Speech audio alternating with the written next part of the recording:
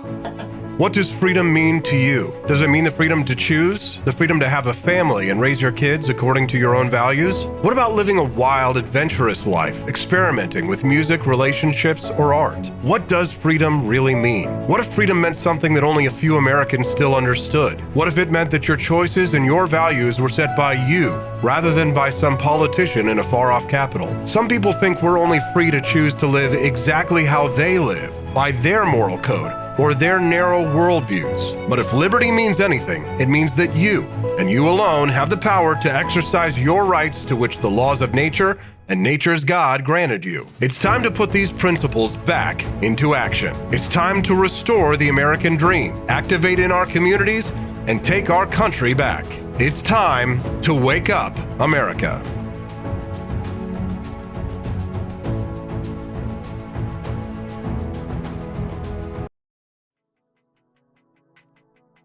Good morning, Rise and Freedom. I'm Austin Peterson. You're watching and listening to the Wake Up America show at wakeupAmericaShow.com. Aren't you glad that I'm back? Oh boy, it's a rough couple of days, I'll tell you. Last 48 hours have been not so good for AP, but I am definitely back and feeling a lot better today. Thanks so much for joining us here and for being patient while I took a sick day yesterday. Joining me in studio is the lovely Camelia Peterson. CJ, how you doing? Good morning. Nice to see you. To what do we owe the pleasure today? I needed to be in Jeff City for a hearing this morning, and so here I am. Yes. Well, thank you so much for coming in and hanging out with us in the studio. You'll be here for the first hour of the show today. Yes. Good. Great. Glad to have you here. Thanks so much for tuning in. Make sure that you click like on the stream if you're watching us over on YouTube to help us to get pushed out into the feeds. We want to try and get as big an audience as we can today. Somebody said they couldn't hear Camelia Peterson. Well, I don't know why. Your microphone's turned on and all of that kind of stuff right there. Do me a favor, talk, Camelia. Can you hear me? Test 1, 2, 3. Is that Yeah, guys? I might need to turn your microphone audio up a little bit. How's Okay, that? Matt said he can hear it some, so maybe it was just a little quiet. Or maybe I was quiet. I am sometimes accused of that. There we go. How's that? Better? I just turned it up, like way up. Okay, there we go. That's about as good as we're gonna get. All right, so let's see. So where are we on the news? Oh yeah, Socialist big mad at MrBeast for curing blindness. This guy just went up and straight up decided that he wanted to become Jesus. Wow. Well, what if God was one of us? MrBeast is a very popular YouTuber, if you don't know, who does amazing stunts. He's got the biggest following in the world. I believe he surpassed PewDiePie in the last couple of years. And his most recent stunt that he came out with is that he decided to spend the money and gather together people who are considered legally blind and to heal them with a 10-minute surgery. And predictably, socialists are mad about that. We're going to talk about that in just a few minutes. At 7:18 this morning, 13 years old is too young for social media, says the Surgeon General of the United States. Honestly, I was thinking maybe wait until they're 8 or 9 or 10, but Surgeon General says 13 is a good age. You know what? That might be right. At 7:35, Whoopi Goldberg asked the question if whites need to be beaten in the same way as blacks do by police in order for there to be social change in this country. Yeah, we're going to talk about that. Yeah, go to that beating down in Memphis. Yeah. We'll talk about that at 7:30 a.m. this morning. At 8 o'clock a.m., after Camelia leaves, I'm going to play some clips for you from Bill Maher. I was going to do it for you yesterday, but man, he has been dropping nothing but red pill after red pill on his show, specifically calling out celebrities for their climate hypocrisy and how they fly around in private jets. I saw a video yesterday, Camelia, of Greta Thunberg, where this Rebel News reporter from Canada was confronting her and saying, how come you never call out OPEC? How come you never call out Vladimir Putin for their the money that they're spending? How much do you think that his war in Ukraine is burning up fossil fuels and oil? He's like, do you want to call them out right now? Or he's like, what about all these people who fly private jets to the conference that you're at right now at Davos? And you're going to call out all the people who flew here in private jets? She's like, they can fly on private jets if they want. I fly on private jets all the time. Oh yeah. So For me, not for thee. Exactly. We'll talk about that at 8 a.m. And then BX Bullet's going to join us for her weekly appearance at 8:30 to talk about a Supreme Court case, Gonzalez versus Google, which might actually have a chance of clarifying Section 230, which I'm going to have to come back and listen to that. Oh, Yeah, Section 230, man. You know how the conservatives are on that whole free speech online stuff. That it's free speech for me, but not for thee, right? Yeah. So we're going to go after big tech by crushing small publishers' abilities to have free speech online and to do all that. But well, what we'll do. What they need to do is they just need to do what a lot of people do and just put it in the name of sex trafficking. Whatever it is, it's going to be there. Whatever it is, they're going to be is like True this: though. fight sex trafficking Yeah. by cracking down on Section 230. Right? It doesn't have to be Yeah. related to sex trafficking at all. Just say it is, right? Like it's like Done deal. right. It's like what was that meme that you were talking about like a couple of months ago, where it was, or I think you shared this meme with me, where it was like somebody was like, pass this bill. It's the help something disabled veterans act, but then they're like, why don't you support it? Oh, well, the bill actually just bans dogs. Right. It has nothing to do with what the bill's title actually is, right? Oh no, I think that was a Thomas Massey meme. I can't remember.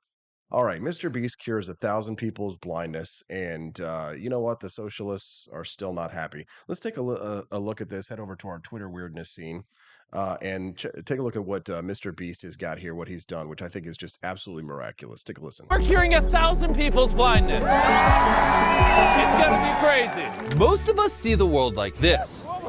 But here's the thing, 200 million people see the world like this. But I just made it one less. Oh. Wow. She's just one of 1,000 blind people we helped from around the world.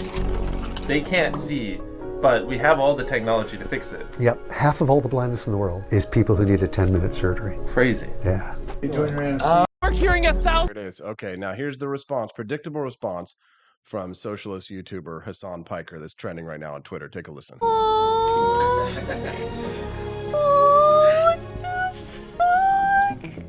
You watch the video, you go, oh, how cute and how nice. I watched the video and I'm filled with rage. What's wrong with you? That we shut off access to a 10-minute procedure because we paywalled it and decided that like some people just simply can't get it. It is so insanely frustrating that it's up to like one YouTube guy to like decide to make content out of it that people who are too poor can't just fucking see. That's insane. Anyway, sorry. It's just like a deeply, deeply frustrating concept.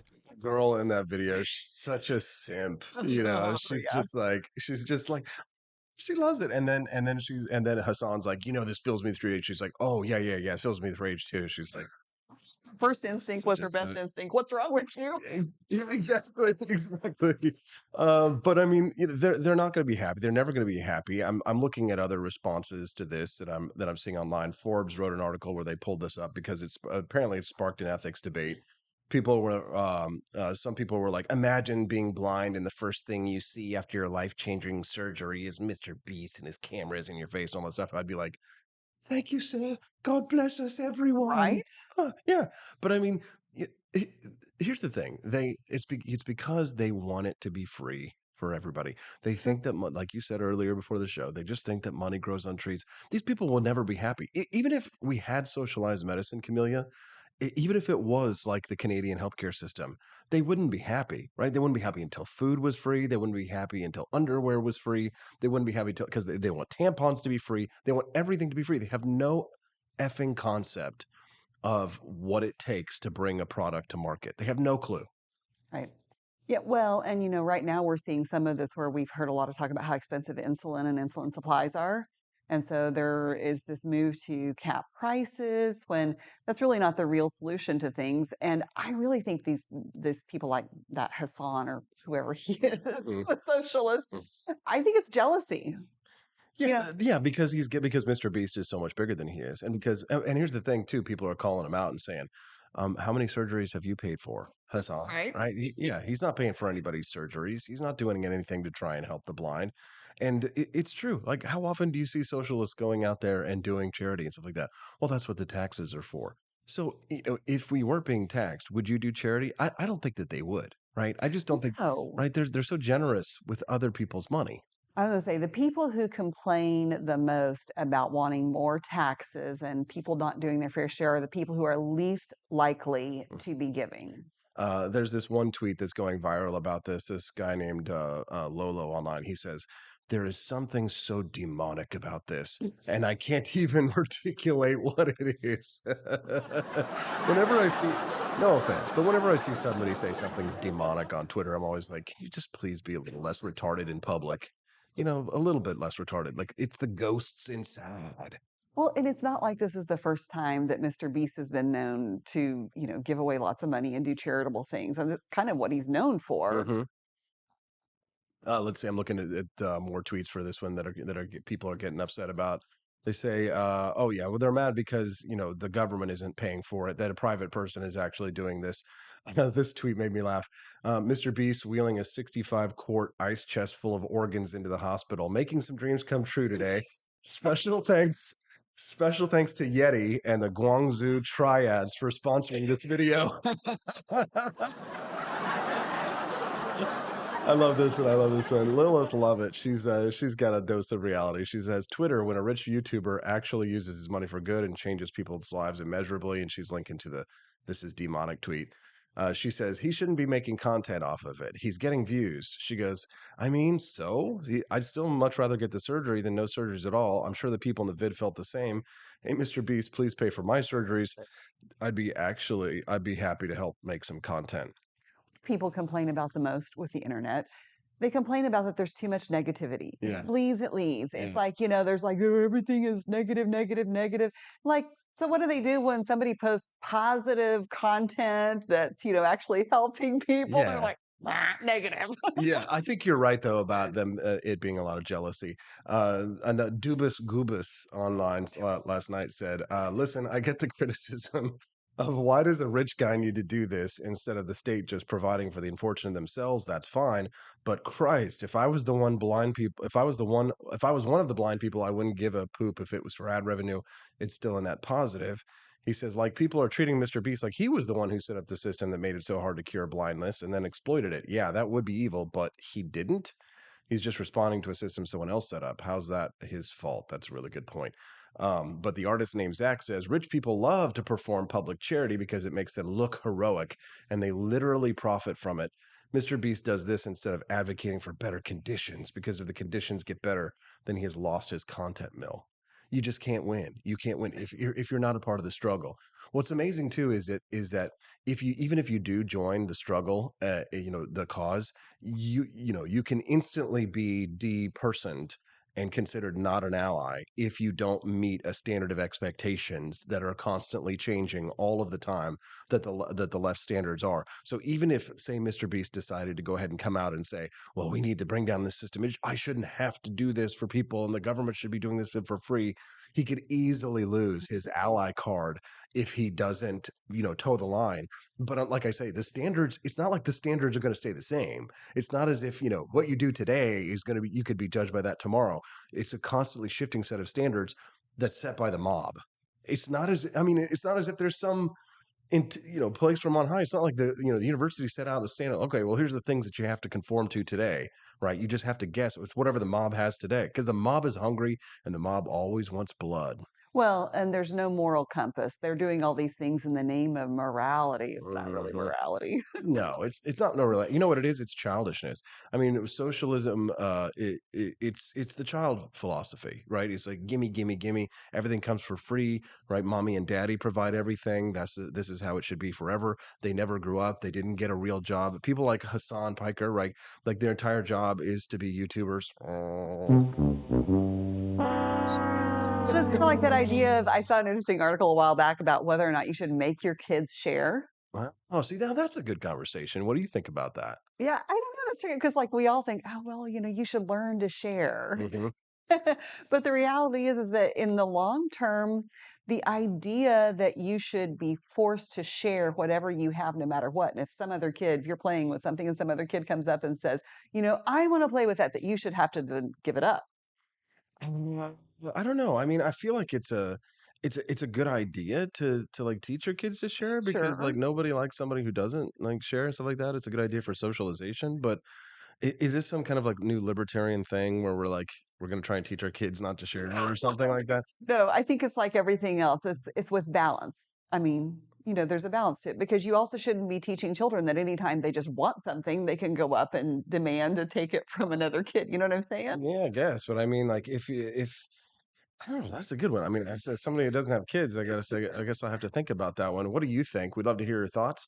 Send us a text at 573-319-1586. That's 573-319-1586. Speaking about kids, when we get back, we'll ask the question if the Surgeon General of the United States is right. Is 13 years old too young for social media? I think that's a good question. We'll talk about that when we get back on the Wake Up America show at wakeupAmericaShow.com. We're back, baby.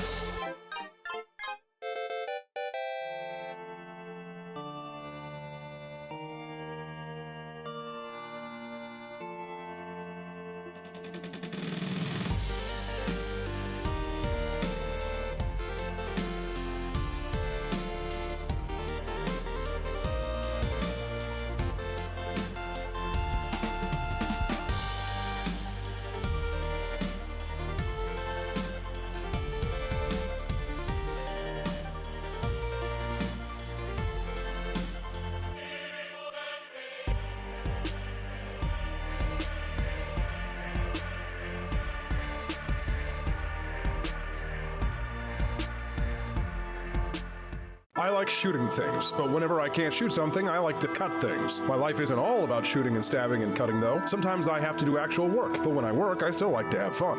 And there's nothing less fun than trying to cut with a crappy knife. Thankfully, from the ancient sect of Christian knights, who also loved cutting and stabbing, comes a new implement that has received my personal blessing, the Templar knife. Like the ancient sword of Excalibur, you don't choose a Templar knife, it chooses you. You just decide what kind you want on the website first, however, and then order it online, and then it chooses you. The Templar knife comes in a variety of shapes.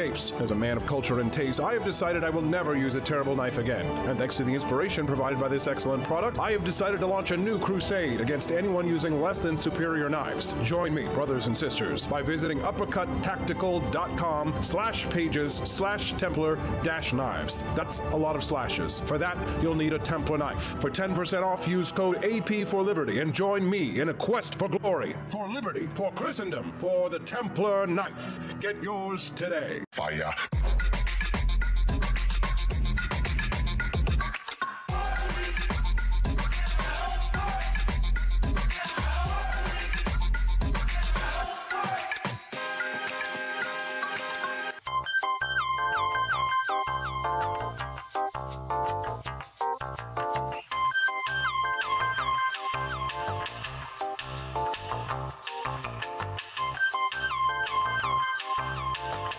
Hello, this is Barack Obama, and let me tell you why Austin Peterson stinks, and you should never pay attention to anything that he has to say.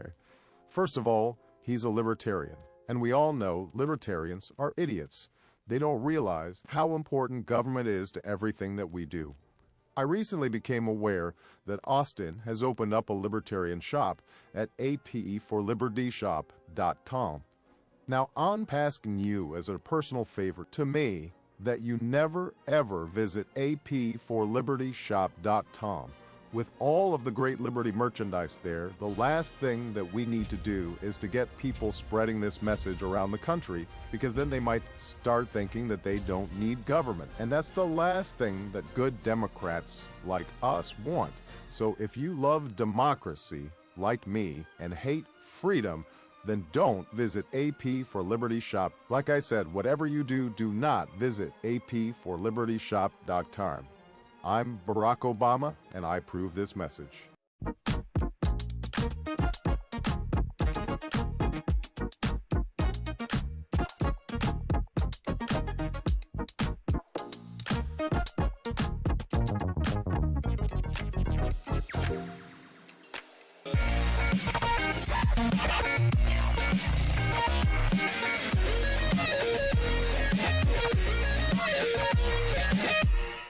When I was in foster care, I never knew when I would have to move, so I always had my suitcase ready to go. Then one day, I was adopted. My new parents opened their hearts and home to me. My parents cook my favorite breakfast for me every morning. My parents take me on trips I never thought I would go on. They gave me a home and an even better reason to use that suitcase. My parents aren't perfect, but they're perfect for me. I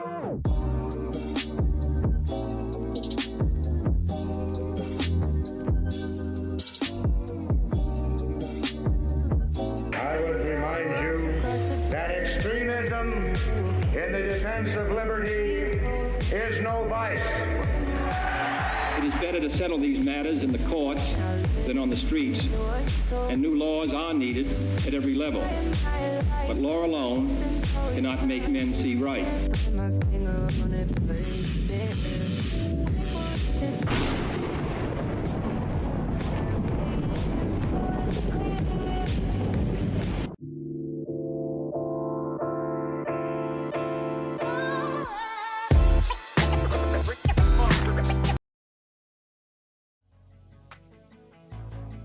Good morning, Rise and Freedom. I'm Austin Peterson. Thank you so much for tuning in to the Wake Up America show at wakeupamericashow.com. We're still joined in studio by the lovely Camelia Peterson. Hi, CP. Good morning. Good to be here. Good morning. Thank you so much for joining us here today. We saw that our friend Brad Palumbo was over in the chat too. We're big fans. Yes. Our friend Brad. He did a really funny video the other Yes. Back and forth. He was a Karen. No, wait a minute. Did that a little too well.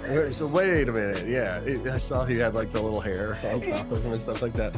Very funny stuff. If you don't follow our friend Brad Palumbo, make sure that you do that. Check out his YouTube channel. Him and Hannah Cox have some great content over on their website at basedpolitics.com. We're good friends. We are friends. Amanda Henry, Quest Fanning, Buddy Mansour, good morning. Welcome to everybody who's over there in the chat. If you're one of the 30 people watching us live on YouTube, good morning. Thanks so much for joining us. Make sure that you click the like button on the stream so it can help get it out to other people. It's kind of exciting to see how much the show has been growing and how many new friends we've been making. And I saw the other day that my FDR video that I made, my shorts, has got 800,000 views. Which we're kind of excited about. That's really awesome. Yeah, I'm really excited about that. Especially because I've made it shows like 7 cents is how much I've earned from it. But tomorrow they're actually going to be monetizing those reels. That's neat. I've seen some people complain about the shorts, about how YouTube has been, putting them on the front so much and everything. The thing is that's what people are looking for. They don't have time always to watch, a full stream or, 10 minutes worth of content even. So those little bits are perfect sometimes. Yeah, for sure. And so I've been kind of crafting my content strategy to play to that. So sometimes I'll cut clips from the program that I think are good, 1 minute clips for this. But really what I've been doing is focusing on making those little history bites. Yes. I know you liked the dogs of the president's videos because I can't just do something stupid. I know that if I would just show my ass or something like that, or if I would try and hit on women in public or something like that, then you'd get the 3 million views. But I'm actually kind of proud that a 1 minute video about Franklin Delano Roosevelt's guns got 800,000 views. And I'm excited to see what happens. John Turner, haven't seen you in a while. Good morning, John. Thank you for all your support. John's been a big supporter of mine for years since my presidential campaign, and he's also a monthly supporter as well. So appreciate you, John Turner. Nice to see a lot of names and faces that we know, as well as the new ones. Okay, cool. What are we going to talk about right now? Oh, yeah, the Surgeon General of the United States. I've actually got the clip pulled up. Let's take a listen to this. What is the right age for a child to start using social media? I worry that right now, if you look at the guidelines from the platforms, that age 13 is when kids are technically allowed to use social media. But there are two concerns I have about that. One is, I personally, based on the data I've seen, believe that 13 is too early. And I think that it's a time, early adolescence, where kids are developing their identity, their sense of self. It's a time where it's really important for us to be thoughtful about what's going into how they think about their own self-worth and their relationships. And the skewed and often distorted environment of social media often does a disservice to many of those children. But the other concern I have is that these rules around age are inconsistently implemented. We have some of the best designers and product developers in the world who have designed these products to make sure people are maximizing the amount of time they spend on these platforms. And if we tell a child, use the force of your willpower to control how much time you're spending, you're pitting a child against the world's greatest product designers, and that's just not a fair fight. And so that's why I think our kids need help. And what we need, which we don't have right now, is we need transparency from social media companies as to the impact that their platforms are having on kids and which kids are being adversely affected. We also need safety standards. which we don't have. In my house right now, the vast majority of products that that we buy, that I use, had to meet some sort of safety standard in order to be sold. That is not true in general of social media, and that is something we have to fix. That's an interesting point that he made there. Not gonna jump on the whole let's meet safety standards for social media right away. But what are your thoughts as a mom? 13 years old, Well, that's had been my first thought, that that's kind of the age that most, platforms put in their terms of service. And it's the age PG-13. We've used that for movies, Yeah, but all he kinds of thinks things. 13 is too young. Sure, and I understand that. I'm a little torn because I think it's like anything else. There needs to be some balance, but I also think that we're leaving a very important thing out of the equation here that he didn't mention once: Which is parents. Okay, parents. What role do they play? Oh my Right, gosh. your children belong to us. Well, and I'm just gonna be real. I'm a parent. I have a 13-year-old. Yeah. Okay. All right. Well, there you go. And so she's pretty online. Mhm. And have I made mistakes with what I've allowed her on social media? Absolutely. Oh, see, that's interesting because Stephanie and I talk about this a lot because I used to watch when I was in college. I used to watch the absolute worst of the internet because it was unbelievable how shocking some of the content that was coming out. I mean, there wasn't the kind of filters then that exist now. You could Right. just go to a website like ogrish.com and see cadavers or see the victims of war and in a completely uncensored fashion. I mean, there were snuff films on there. I will never forget, and it's burned into my memory, the first time that I saw a snuff film, and I just couldn't believe that it was real. It was unbelievable, unbelievably shocking. And I think, I was 18, 19 years old. So I mean, at that age, I think I could process it more. But imagine, that you got to understand the 13-year-olds, like somebody's going to post something on social media and there's going to be a time lag before it gets taken down. So some of these things that, people are going to see are going to be at that level of content. I would not want a 13-year-old to have access to that kind of content on the internet. No, I agree. And there are all kinds of tools out there that are available that, put even more filters on that monitor so that you can see what they're having access to. So there are tools out there, and a lot of them. It's just kind of parents are the ones who really have to be proactive in doing that. And it's easy not to be. I mean, it's easy just to trust that your kids aren't going to do something. And, it's not that kids always do things intentionally. You can just click on something randomly and it looks innocuous, and it's not, Yeah. But I also think it's really important because this is the age we're living in, that we really do have to, on the flip side, we have to prepare our kids for those kind of things. We have to talk about them. But younger than ever, right? I mean, Yeah, for sure. it's not like parents never had to deal with these kinds of problems ever before in human history. And we've never had this amount of psychological problems because we've never had this kind of like, sick and twisted people having access to our children's minds. Right. I remember, this is kind of embarrassing, but I remember some guy, it used to be when I was a kid that people who were trying to get access to kids they would call you on the phone, right? You would do like a phone call, you'd have the big receiver phone and you pick it up, right? Some of them were like, rotary dialers and stuff.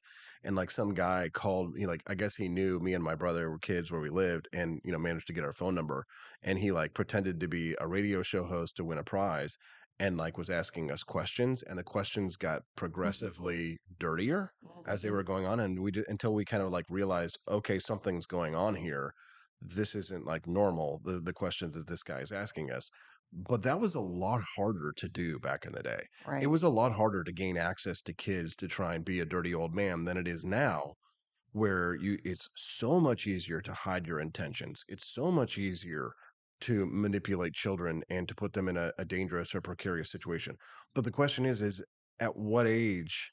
I know that 18, I was, I was traumatized a bit by seeing what I saw on some of those websites, but 13 would have been way too much. What is 16, you think, for social media before you would say, okay, you can have access to it? What do you think? I mean, I think it depends on the kids, and have to know your kids, but at the same time, I'm not sure that it's realistic to, I mean, you're not going to keep, you're not going to keep, 13, 14, 15-year-olds off the internet. Yeah, no kidding. It's just not going to happen. Mary Kramer had a really good point. She says you have parents that grew up without this kind of technology, and their kids are exposed by other kids. Some apps have the tracking options that parents have no clue about. It's true. It's true because parents, I mean, you know, your kids are going to know way more about how to use this stuff than you are, and so it's kind of like, you know, we're the parents, especially you know, my parents, they have no friggin' clue about how to run this kind of stuff, or like the generation even after that. So they're at a disadvantage at protecting their kids just from the knowledge gap of technology. It's an interesting question to have. What do you think about it? We'd love to hear from you on this one. You can send us a text at 573-319-1586. Alternatively, you can send a super chat and we'll make my tummy feel better over on YouTube at youtube.com/AP for Liberty. We're going to go to a commercial break, and when we get back, Whoopi Goldberg says that maybe we'd actually get some reform in this country on police abuse if they beat more people, not just any people, just beat white people. We'll talk about that when we get back on the Wake Up America Show at wakeupamericashow.com. Want an engaging website to boost your business? You're just a click away from 5-star Fiverr talent. Hundreds of freelancer skills like web design. Head to Fiverr.com today and get something started. American conservatism is distinct, like America is distinct from the United Kingdom. American conservatism's roots comes out of the Wild West, out of pioneerism. The difference between American conservatives and European conservatives is that Americans are cowboys. We are that God, guns, gold, and girls. It's wild here, and we should stay that way.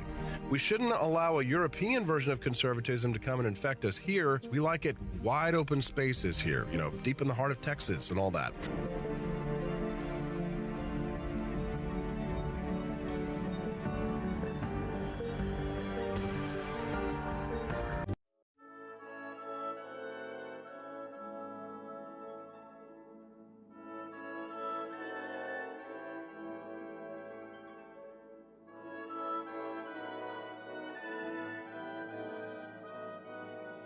Hey there, it's your favorite Vice President Joe Biden. I wanted to talk to you today about the Wake Up America show, the best source for all your political news and commentary. But before I get started, let me just make sure I have all my notes in order. Okay, where was I? All right, the Wake Up America show. It's a great way to stay informed and make your voice heard. Boy, what was I saying again? Oh, right. The Wake Up America show. It's important that we all stay engaged and knowledgeable about what's going on in our country and, you know, the thing. But hold on, where was I going with all this? Oh, yeah. The Wake Up America show. It's a fantastic resource. And if you really want to make a difference, man, you can sign up to be a monthly donor at wakeupamericashow.com/support. Now, where was I?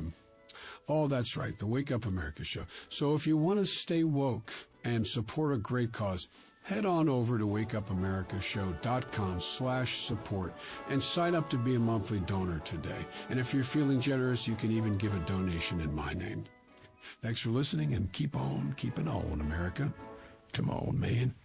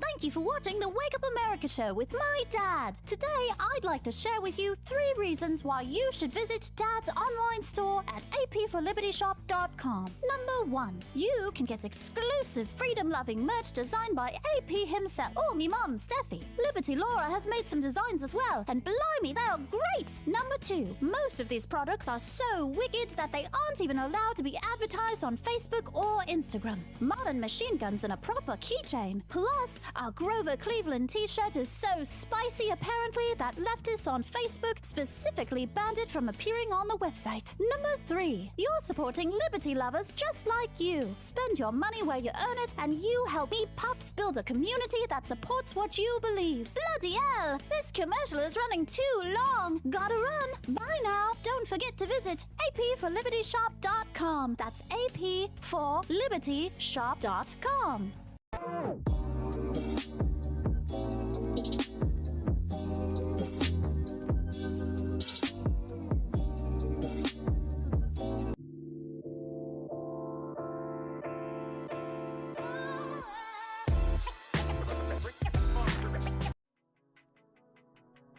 Good morning, Rise and Freedom. I'm Austin Peterson, back on the Wake Up America show at wakeupAmericaShow.com. Thanks for being patient yesterday while I took a sick day. That is one of the nice things about being able to work for yourself is when you're horking, you can take a day off and your boss won't disbelieve you. Joining us now in studio for at least another 30 or 25 minutes or so is the lovely Camellia Peterson. CJ, how you doing? Hey, great. We appreciate you sticking around with us in the program today and joining us for a discussion. Things are going to get, well, a little bit difficult now. We all know about, by this time, about the death of Tyree Nichols down in Memphis in the hands of 6 police officers, all African-American, who beat a man to death in a traffic stop. We're going to not play that clip.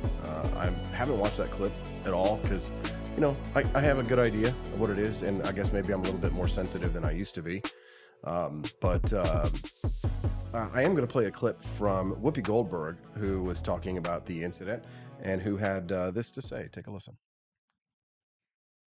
But, you know, when will the brutality finally lead to some police reform from the ground up? Because clearly, it doesn't matter if it's a white policeman or a black policeman. It is a problem in the police, in the policing itself.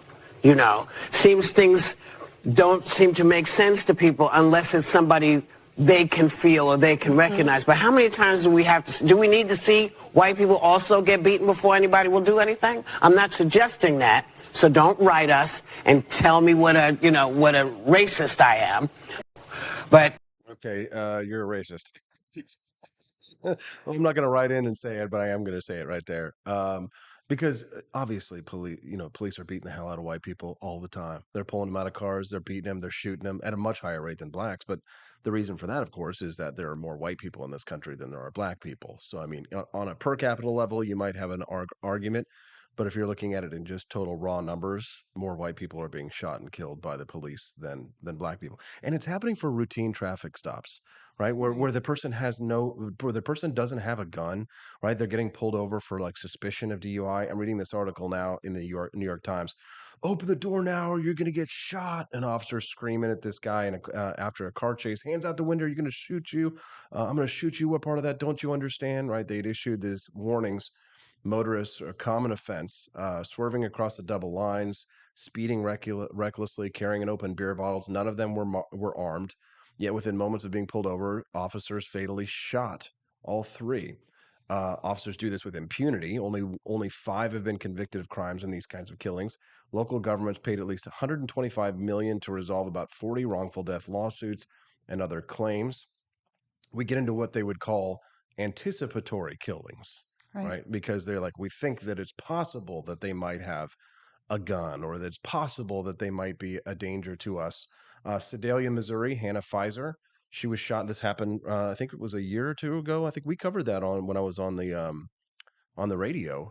This was a girl, 25 years old, who was shot by an officer who pulled her over for speeding. The officer claimed she had a gun, but none was found. I remember this case. This was just recently. Dozens of encounters appeared to turn on what criminologists describe as officer-created jeopardy. Right. Officers regularly and unnecessarily place themselves in danger by standing in front of fleeing vehicles or reaching inside car windows and then fired their weapons in what they later said was self-defense. Frequently, officers also appear to exaggerate the threat. So they go and they jump in front of the moving car and then they claim, well, because he was trying to hit me, Right. I killed him in order to defend myself. Well, jumping in front of the moving car was your first mistake, perhaps. But. Well, and I think Whoopi, of course, they always have to distract from the point with all inserting, the racism issue in there. But I think her initial point was a good one, that we have some serious issues with our standards for our police departments, and we do need police reform. It's across the board, and unfortunately, bad cops. It's like, especially it seems like on the right, we've got this notion that back the blue, and that means that you can't ever say anything negative about any police officer, even a bad one. And the reality is that bad police officers make life much harder for the good ones. Absolutely. And there's way more good ones than there are bad ones. It's like any field. There's going to be terrible, terrible people in it. A Tennessee sheriff ordered his deputies to fire at a motorist with a suspended license in 2017. Don't ram him, shoot him, he later recounted, saying, knocking the man off the highway might tear my cars up. Don't want to have that happen. We've got to take him out, an Oklahoma State trooper declared over the radio in 2019 to patrolmen chasing a man in McAllister suspected of shoplifting a bottle of vodka. The officers used their cars to force his SUV from the road, opened a door as it rolled slowly past, and shot from both sides, killing the driver. Dash cam footage shows. Here's the thing, and I hate to sound too cynical about all this kind of stuff, but the problem with conservatives on this one is that the cops shut down their churches as soon as Anthony Fauci made a demand, right? The cops went out there and did the bidding immediately, right? And they refused, because their cognitive dissonance is so strong on this one, because it's a tribal thing, right, rather than a logic thing.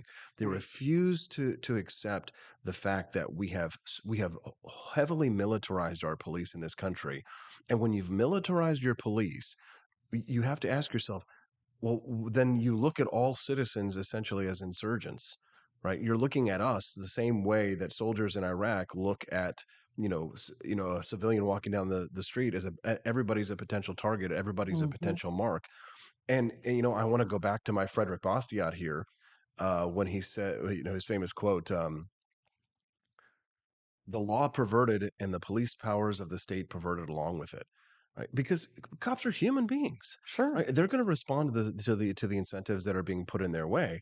And when you look at how we have what's the word? Over legislated, I guess. The more corrupt a state, the more it legislates. Oh, right? yeah. And because we have passed so many inane laws. And because we've taken a lot of that equipment with the DoD and given them to police officers, we've turned them into, and a lot of these cops are failed military guys. Not a lot of them that actually served, but a lot of them that couldn't hack it to get into the military, right? But they wanted to, so they're living out this kind of like fantasy of being in the military, whether it be because they can happen to pass a test to be a cop in a small town, right? And a lot of them were the local bullies in their classrooms, right? They weren't necessarily the overachievers. What was that Supreme Court decision that came out once? It was like 10, 15 years ago that made it so that the hiring standards were that you couldn't, if somebody had a certain IQ, somebody check me on this one. There was a Supreme Court decision that said that you can't, that if you had too high of an IQ, that was allowed to be a discriminatory measure. I'm not joking.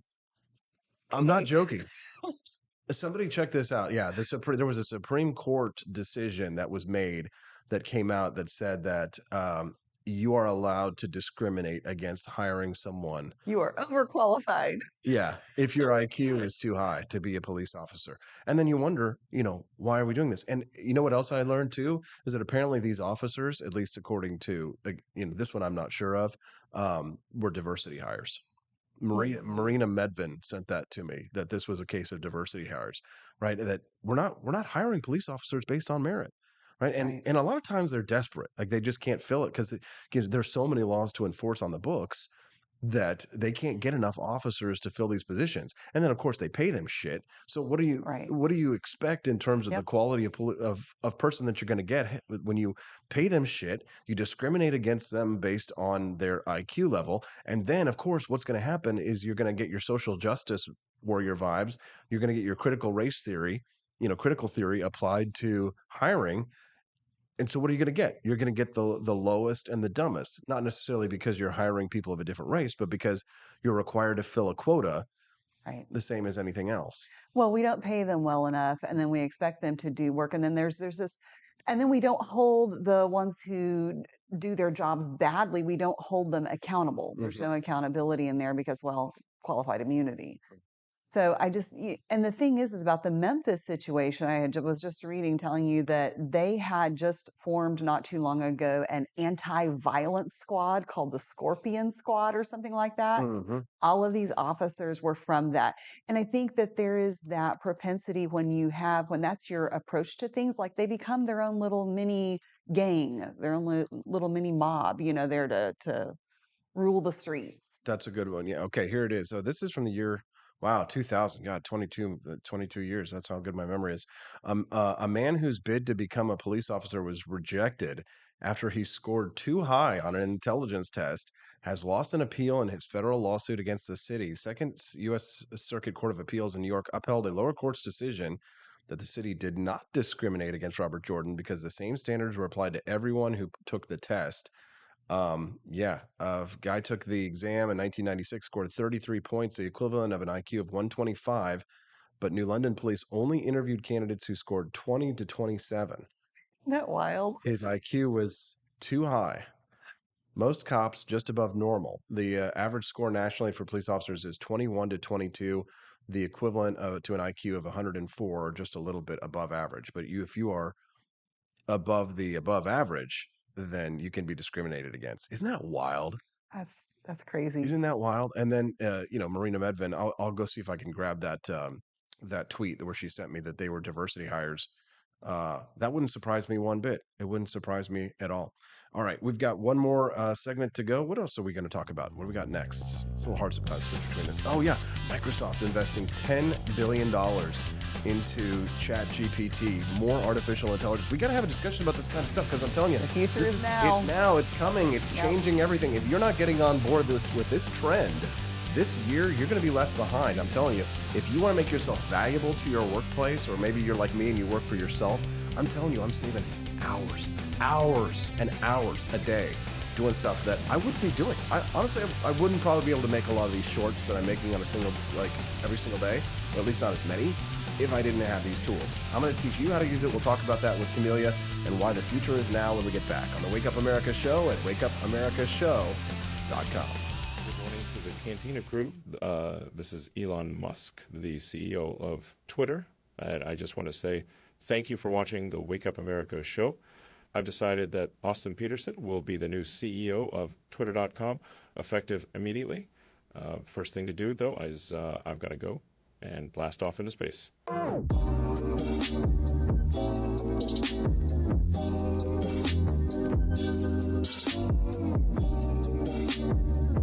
If there wasn't going to be somebody who was a fiery champion of liberty, somebody who would get out there and who would be aggressive, and if they wouldn't do it with more fire or passion than I had, then I would go and I would fight this battle for us.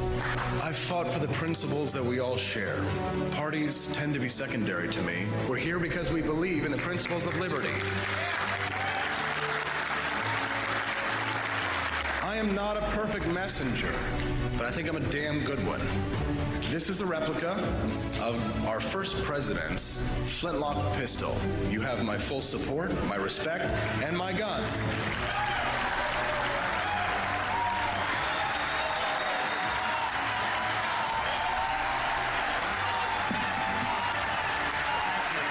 I think that at the heart of my philosophy is much more libertarianism than well, that's the fashionable word these days, I guess. A conservative is no longer just that. He's a libertarian and always has been.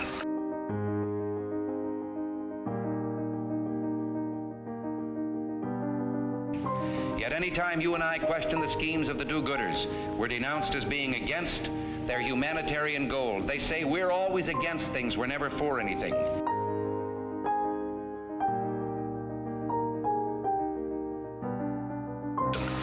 What is fascism? Fascism is private ownership, private enterprise, but total government control and regulation.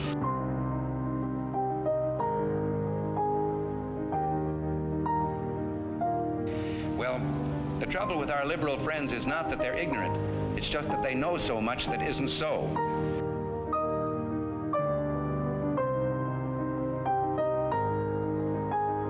If we lose freedom here, there's no place to escape to. This is the last stand on earth.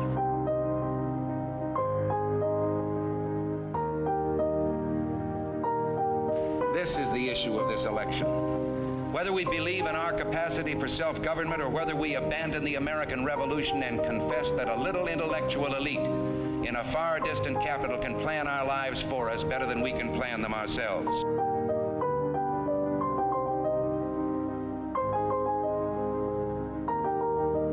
The conservative, so-called, is the one that says less government, get off my back, get out of my pocket, and let me have more control of my own destiny.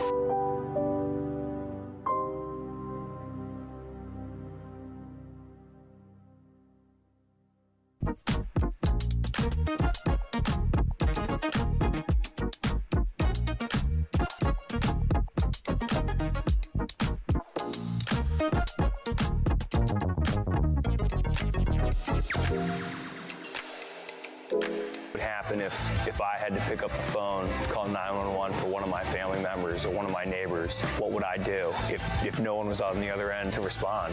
What if there was no 911? So you can be a part of the solution. Anybody can be a firefighter. Male, female, younger, older. We have school teachers. We have leaders in business. Is me, you, anyone that wants to be. There is no typical firefighter. Do you hate the deep state? Do you reject the Antichrist in all his ways? Do you believe that aliens controlled LBJ to assassinate John F. Kennedy? Did you know that the shot can put chemicals in you that will make you more sensitive to 5G? Do you love America? Do you want more freedom? Do you like smoking hot red-headed libertarians?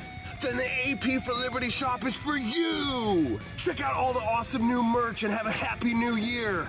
Fight the deep state, reject the Antichrist. Visit AP for Liberty shop and get your patriotic merchandise now, or the deep state wins.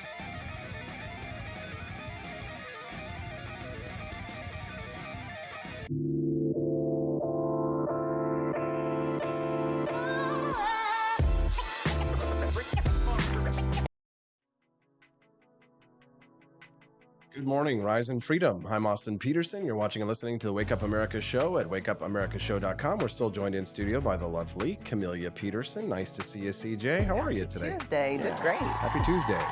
I'm definitely feeling a little bit better today. Glad to be back. Nice to see you. If you're one of the 34 people watching us over on YouTube, would you do us a favor and like the video to help us to get out in more people's feeds? We'd love to see you help us to grow over there.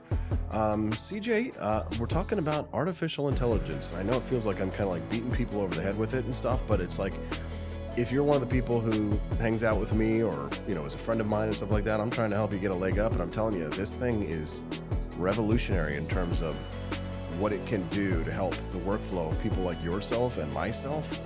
Like these shorts that I've been producing on YouTube. Have you been watching some of these? I have. I'll tell you, if I hadn't had the ChatGPT artificial intelligence app, I wouldn't have been able to make these things.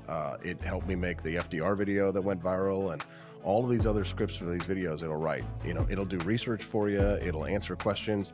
I actually wrote an entire movie script the other day. It took me an hour and a half to write an entire film script, and it needs some tweaking, but like I've been wanting for years to write this movie script, and I was just like, okay, write a scene where this happens, right?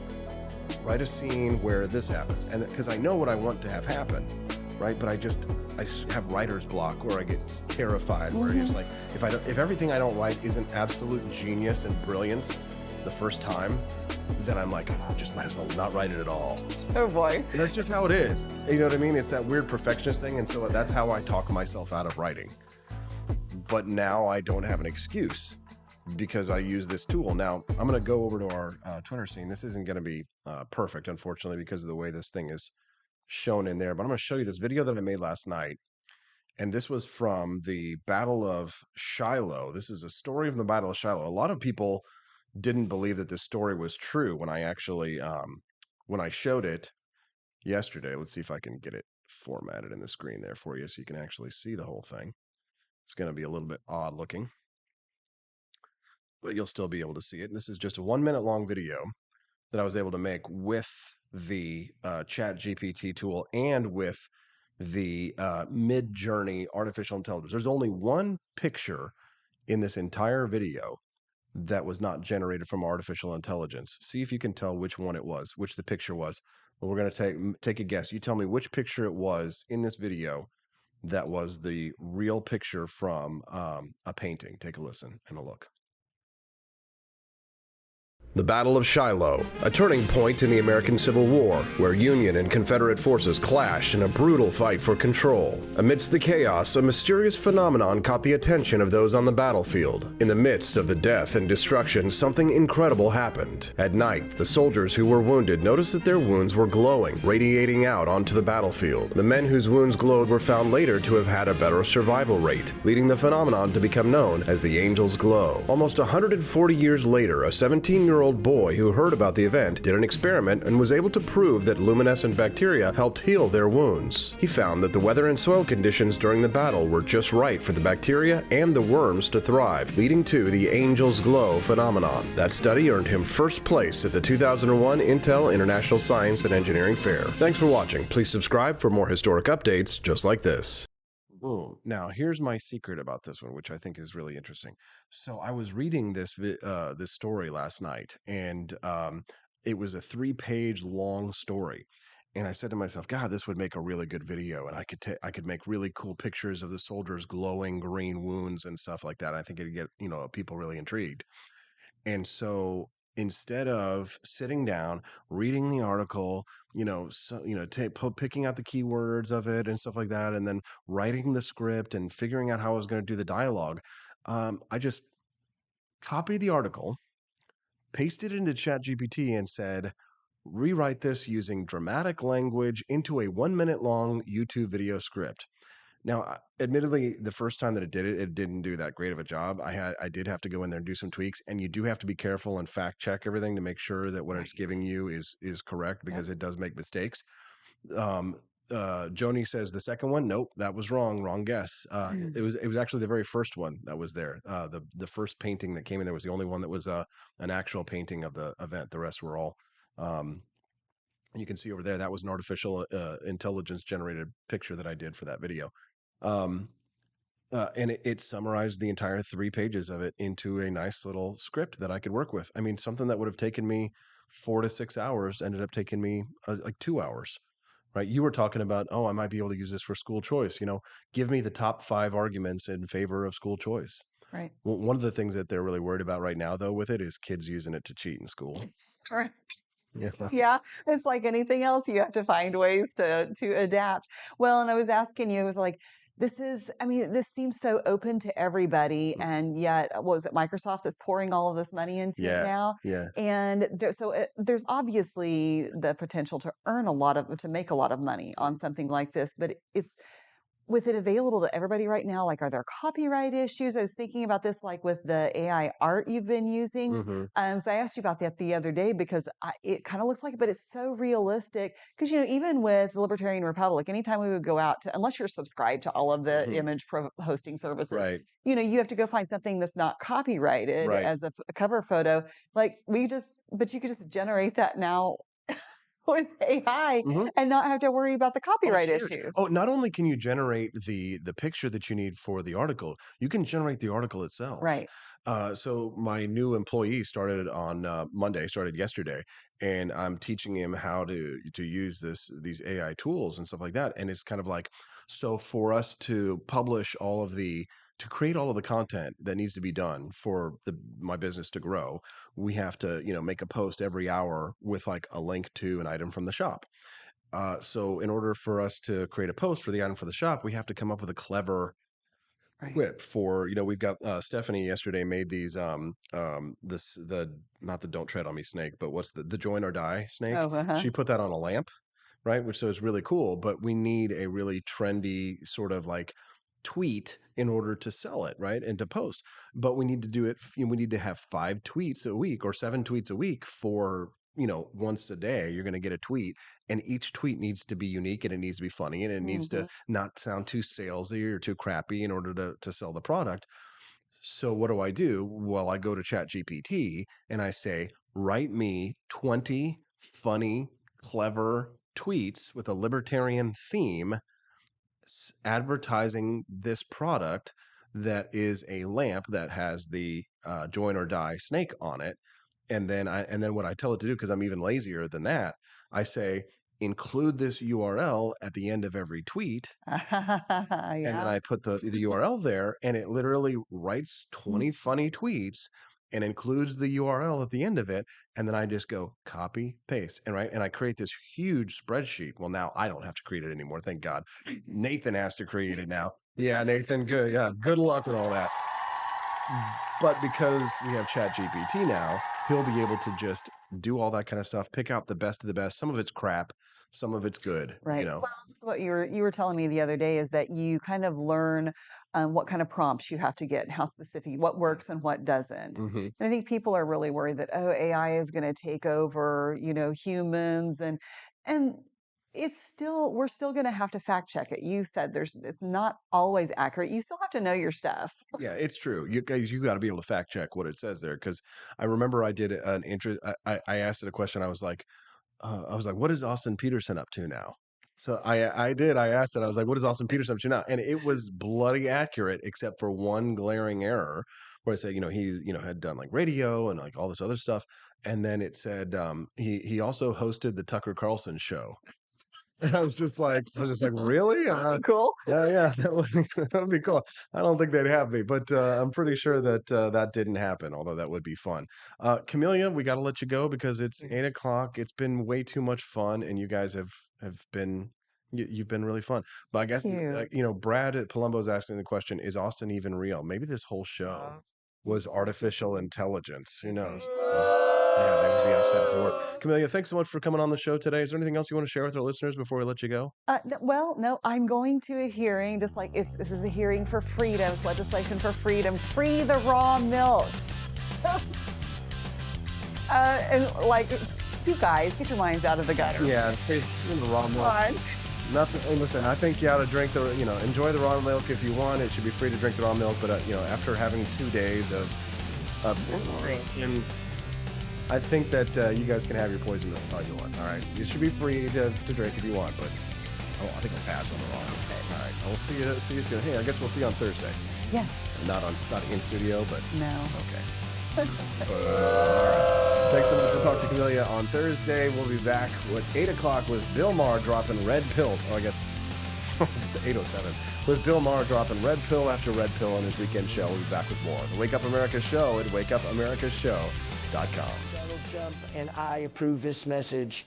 Believe me, Austin Peterson is the best. He's got the greatest Wake Up America show I've ever seen.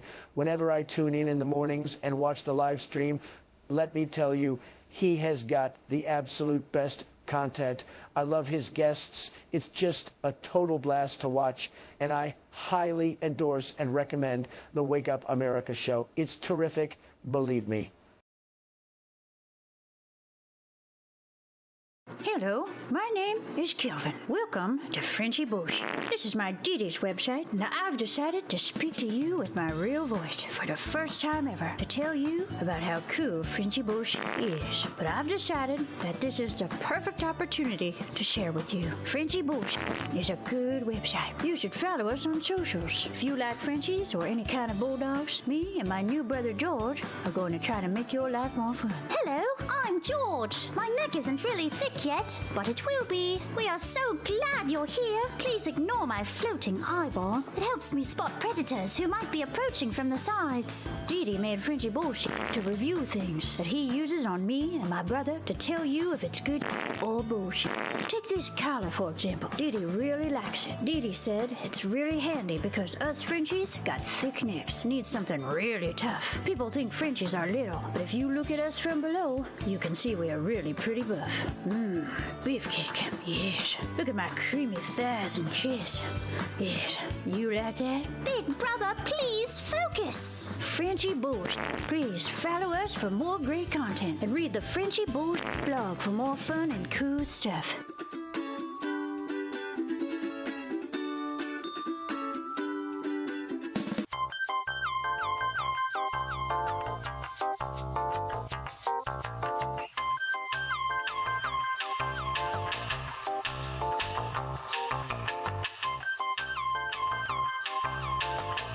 I'm a public defender. I am a public defender. I'm proud to be a public defender. 80% of Americans accused of a crime will get appointed a public defender. Everybody from a speeding ticket to capital murder. For every dollar we spend on public defenders, we spend $3 on prosecutors. Public defenders have to do pretty much everything on their own. Social workers, counselors. Investigating is another piece of it. The average public defender holds 300 cases annually. You never feel like there's enough time. Public defenders have health issues all the time. A lot of people give up and say, I can't do this work anymore. Gideon's Promise trains, mentors, and supports public defenders. There are a lot of people who say that they would not still be public defenders, but for Gideon's Promise. It's fueled me to continue on in this fight. Gideon's Promise has changed the face of public defense. People see us as troublemakers. Good trouble only. We don't make it easy. It should not be easy to take away someone's liberty.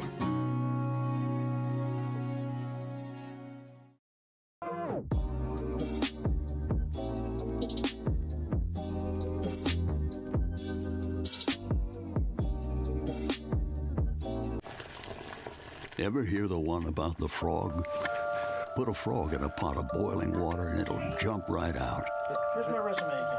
But put a frog in a pot of cool water and slowly heat it up, and that frog will boil. It's a lie. But as a metaphor for us and all that we go through as veterans, any real-world experience. It's a story that rings true. We make excuses for how we feel. We push everything down.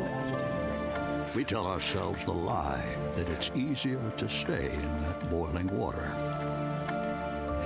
to disconnect. And some days, maybe it is. But you've never been interested in easy. Make no mistake, reaching out is hard. Do it anyway. You're not alone. You've got this. You are not a frog. Find resources at va.gov/reach.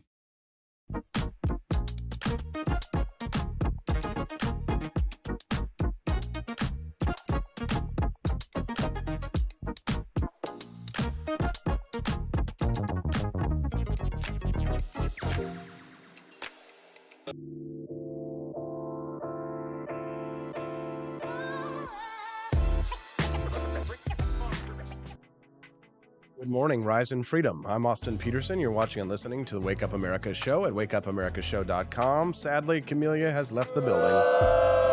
I know, we will definitely miss her, but we've got lots more great content to go and more great guests. BX Bullet will be joining us here at 8:30 this morning. She's going to talk to us about a new Supreme Court case that might rule on the constitutionality of Section 230. That is the rule on the internet that protects publishers, platforms, people like me who own websites, from being sued for what other people post on my website.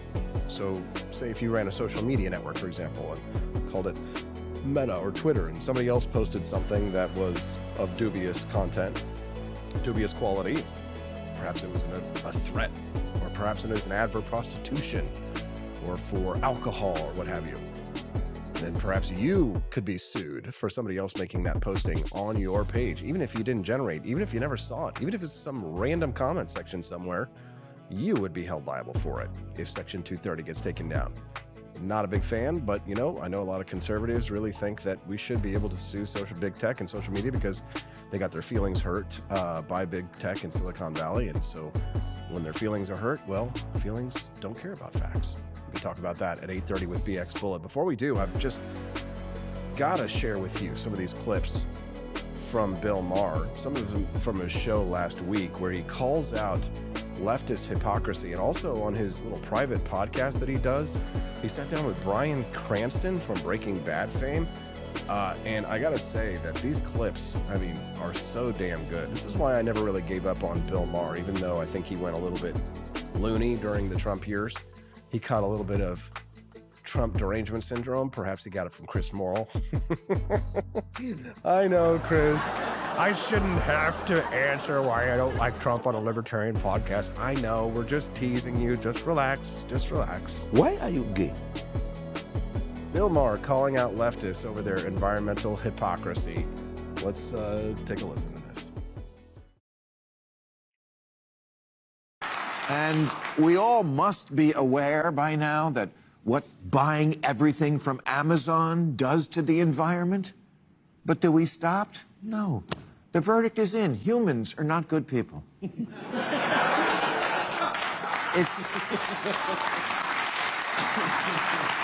It's just not in us, including me. And I'm tired of living well, not a lie, but it's also something I never mention, but it's a new year, and I'd like to come clean. My name is Bill.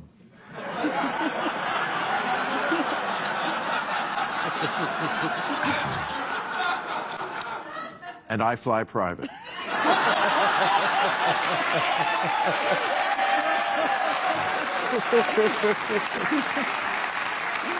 Oh, this is funny. And so does every other person who calls themselves an environmentalist who can. Yeah. Now enjoy this fun photo collage of some of your favorite stars and politicians who speak about the need to reduce our carbon footprint, but who are always on private planes. Yep. That's right, all of them. All of them. If you don't see a celebrity's picture here, it's because we weren't allowed to use it. Or their series got canceled. But all the environmentalists of Hollywood and Washington do it. Their position on climate change is, we must do more to stop pouring carbon into the air, except for me when I want to go somewhere and then I take a private jet. Yeah, good stuff. It turns out there is one thing in this world that is completely impossible to resist, and this is it. It's like heroin. It is. Yeah. I think I've gotten to fly private maybe 3-4 times in my entire life, and I'll tell you, it is absolutely addicting. You get on the one time that I got to fly like a private jet, where it was versus like, you know, a private like biplane or whatever. Not a biplane, but it's like a World War I plane. but a private jet, like an executive jet. The one time that I can remember that I got to do that, it was unbelievable. I mean, you got champagne. You're going 600 miles an hour. I think we went from Columbia, Missouri to Washington, D.C. in under 2 hours. It was I swear it might have been an hour and a half. And guess what? You don't have to go through the TSA. Nobody wants to go through the TSA. All those celebrities and politicians, you know why? Because not only does nobody want to get patted down, but they don't like hanging out with the plebes. And then 3, most of them want to be able to take their drugs with them when they go on the air. They want to be able to get high in the air. They want to be able to do drugs while they go on the air, and they don't want to have to worry about the security that you would have to go through like the rest of the people do when they go through the TSA and have to worry about smuggling that stuff in. They want to be able to just comfortably use whatever opioids or cannabis or whatever it is that they're doing in the air without having to worry about that, even if that means that they're hypocrites, which is why, you know, I don't believe them when they make these kinds of claims about climate change, because it's do as I say, not as I do.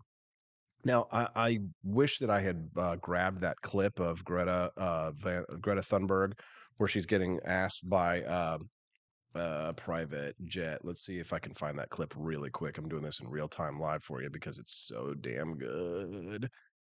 Greta Thunberg getting acquired private jet. Here we go. Here. Oh, this clip is so damn good. This is so damn good. Would you condemn private? Here we go. Why won't you condemn private jets? Have you ever been on a private jet even once? I own 100 private jets. Well, have you been on, how about once? Have you ever been on a private jet? All the time, yes. Yeah. I wonder why you won't answer me in a straight answer.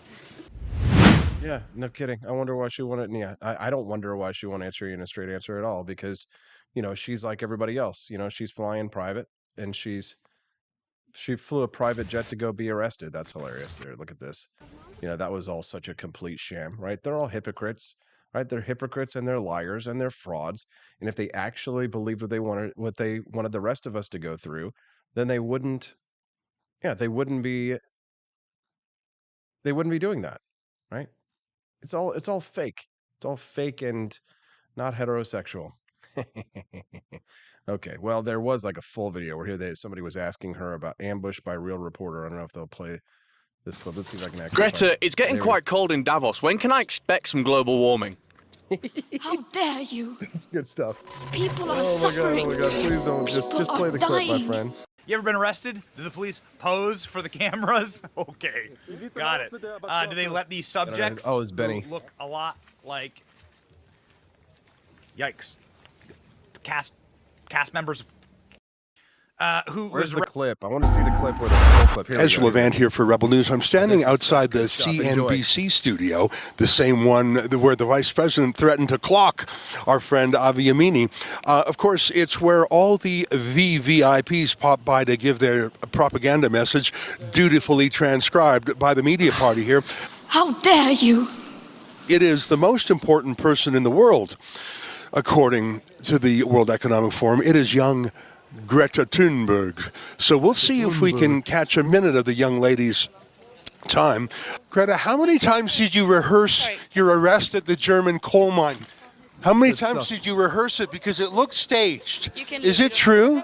Okay. How many times did you rehearse your arrest? That's good. Greta, how many times did you film your arrest, and why was it staged that way? Greta, considering you've not spent much time in school, how do you know so much about climate change? That's so good. Greta, maybe you want to talk to a real journalist. What did you talk? You here in Davos? Was it successful? Oh my God, that is Maybe you want to talk to a real journalist. Was your ask her a completely BS question that has nothing. Oh, was your visit in Davos successful? That's real journalism. No, considering that you dropped out of school, how do you know so much about climate change? That's a real question. Greta, as a real journalist, is climate change as real as your arrest? Greta, how far are you willing to go? You're willing to break the law. Will you renounce violence? Will you renounce violence, Greta? Or do you support Antifa? You've worn an Antifa shirt before. Are you in favor of Antifa? Greta, how did you get here today? What was your climate footprint in traveling here? Good question. What's your plan while you're here, Greta? What's your plan? Will we have a Fridays for Future demo tomorrow here? Greta, how do you feel about discussing climate change with the delegates here when nearly all of them take private jets? Do you think at least the fact these delegates take private jets is a bad thing against, what you believe in? All of this could be done via Zoom, so surely you should be encouraging all the delegates here, especially the likes of US Special Envoy John Kerry for Special Envoy for Climate Change. Surely you should be saying to these people, you should be doing this via Zoom with a much smaller carbon footprint, surely? Greta, avoid my questions if climate change is a con. Greta, what do you think about this? Well, I think that says enough. That's brilliant. Greta, energy prices in Europe have never been higher. Is this a good thing or a bad thing? Ooh, great question. Are you happy that natural gas is so expensive so people can't afford it? Or do you think that's bad? Greta, it's getting quite cold in Davos. When can I expect some global warming? Greta, would you say you're a child actor? Are you a child actor or an expert? How would you describe yourself? Greta, are there any climate actions planned whilst you're here with all the other activists? Oh man, they are getting her good. Getting her good. He's answering for you. He said you had an agency. Sometimes I wish I had one. It would be much simpler then. Well, who was filming you then? I don't know media. You don't know who was filming you in Germany? He said he knows. He says it was an agency. News agency, you idiot. Exactly. Come on. Get out, please. Do you normally have reporters? There's other journalists trying to protect her. You can see right there that the apologists for the regime. I mean, this is why Michael Malice is right. The press is typically, except for those guys, is the enemy of the people. Defending you? Yeah. It's very likely that the German police and RWE fossil fuel company would stage an arrest. Well, how many times were you arrested? Because you posed for several times, didn't you? Sure. What is your main message to the people who are at the World Economic Forum? What message do you want to portray whilst you're here? Forum, like, let me please wipe your ass. Well, of course, it depends on who you are. Some people are more responsible for this crisis than others, certainly. Careful, because here there are cars. People are more responsible for this crisis than others, right? Like people like yourself, people at Davos, people who all flew there on the private jets. Or how about the people who are launching an aggressive war in Ukraine, for example? How much fossil fuel do you expect is getting burned in the war in Ukraine right now? How come you never protest Saudi Arabia or Russia? You only protest Western energy. Why have you never criticized Vladimir Putin or OPEC? Yeah, I've never done that. Never, ever. Well, will you do so now? Will you condemn OPEC energy? Right there. Greta, can you condemn every single delegate that's come here on a private jet? Surely that's something you should condemn. You can do it too. I could do it, but you're the one who has such a strong stance against climate change, and if it's true, I commend your efforts, but could you condemn them taking private jets to these meetings? Why won't you condemn private jets? Have you ever been on a private jet even once? I own 100 private jets. Well, have you been on, how about once? Have you ever been on a private jet? All the time, yes. I wonder why you won't answer me in a straight answer. Greta, do you have any meetings with the... God, that is such good stuff. That is such good stuff. Don't you love it? I mean, those are real reporters right there. Let's give it up for our friends over there at Rebel News. You love to see it. I've got more great clips for you. I can't wait to share them with you. But first, I got to talk to you about my sponsors who are bringing me to the air today. That's right. My friends over at Lear Capital have got a great offer for you, a free packet of information to explain to you everything that you need to know to get started investing in gold and silver, or perhaps even taking a portion of your retirement and investing that into gold or silver. Now is the time. With the economy not looking so hot, with layoffs reaching a fever pitch, it's time for us to start looking at financial alternatives for your financial future. My friends at Lear Capital have got a great informational packet for you. It's totally free, no obligation to buy. Visit learaustin.com, get an informational packet, help to grow this channel and this station. It's a great way to help the Wake Up America show to continue to broadcast to you by supporting our sponsors. Getting more free information never hurts anything, right? Visit learaustin.com. That's learaustin.com to get more info about how gold and silver can help you in the new year. Yeah, and if the economy continues to tank, which I'm not predicting it's going to, I hope that it gets better, but if it does, you're not going to regret investment into gold or silver. So visit them right now. Find out more about how you can take a portion of your retirement and with a tax benefit, take a part of it and put it into actual metals. Physical metals, not just some paper metal or something like that. Actual physical metals. Put a portion of your retirement into it. It's a smart move, very wise investment. Visit my friends at Lear Capital at learaustin.com. That's learaustin.com. I know a lot of you have done it already. I'd love to hear from you in the chat if you got a lot of good information. I'd love to hear your feedback on that. You can send it in over on the YouTube chat. When we get back, I think I'll get BX Bullet. Hopefully I'll have her in time. If not, then I'll chat for a few minutes, do a little tap dance for you until we get to the next segment on the Wake Up America show at wakeupamericashow.com.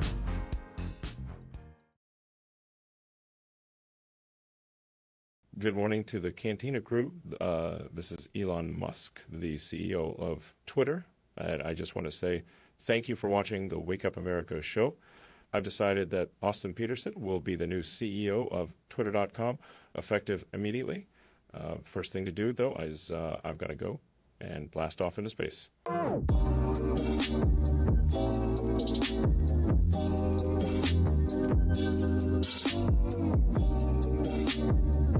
If there wasn't going to be somebody who was a fiery champion of liberty, somebody who would get out there and who would be aggressive, and if they wouldn't do it with more fire or passion than I had, then I would go and I would fight this battle for us.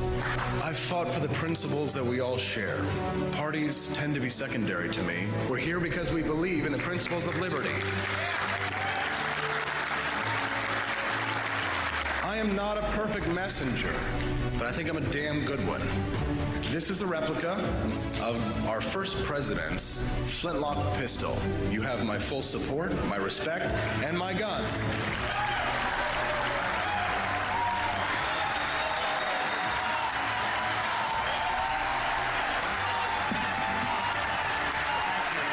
I think that at the heart of my philosophy is much more libertarianism than well, that's the fashionable word these days, I guess. A conservative is no longer just that. He's a libertarian and always has been.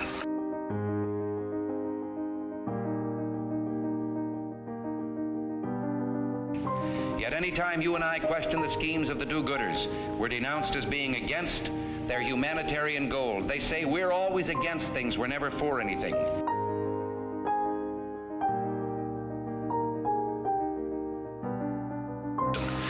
What is fascism? Fascism is private ownership, private enterprise, but total government control and regulation.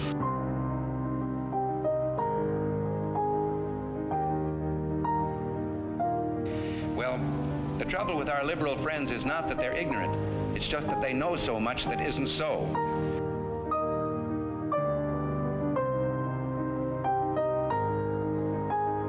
If we lose freedom here, there's no place to escape to. This is the last stand on earth.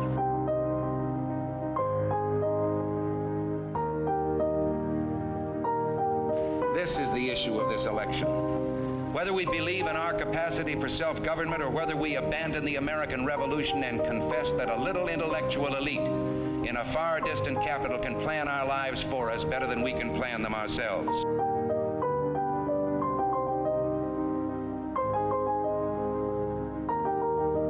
The conservative, so-called, is the one that says less government, get off my back, get out of my pocket, and let me have more control of my own destiny.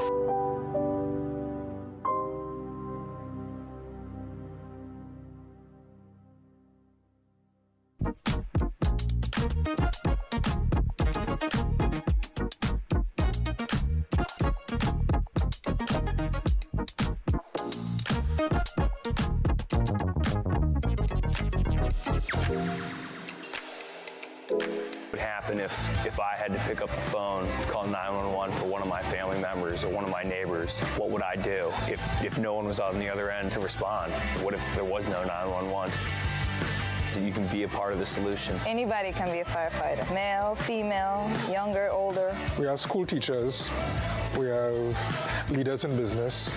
Is me, you, anyone that wants to be. There is no typical firefighter. Do you hate the deep state? Do you reject the Antichrist in all his ways? Do you believe that aliens controlled LBJ to assassinate John F. Kennedy? Did you know that the shot can put chemicals in you that will make you more sensitive to 5G?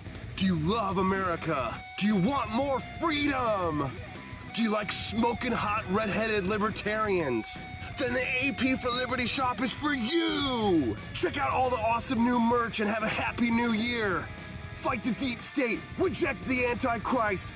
Visit AP for Liberty shop and get your patriotic merchandise now, or the deep state wins!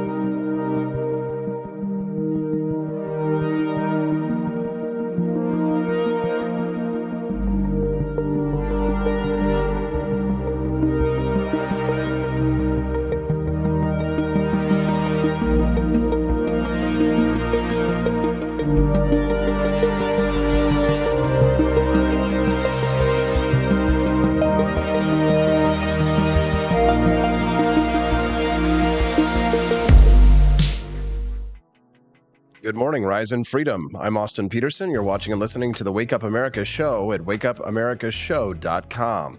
Thank you so much for tuning in today. Don't forget, if you're watching the video over on YouTube, do us a favor, click like on the stream. Make sure that you click like on the stream to help us be supported and to get the show into other people's feeds today.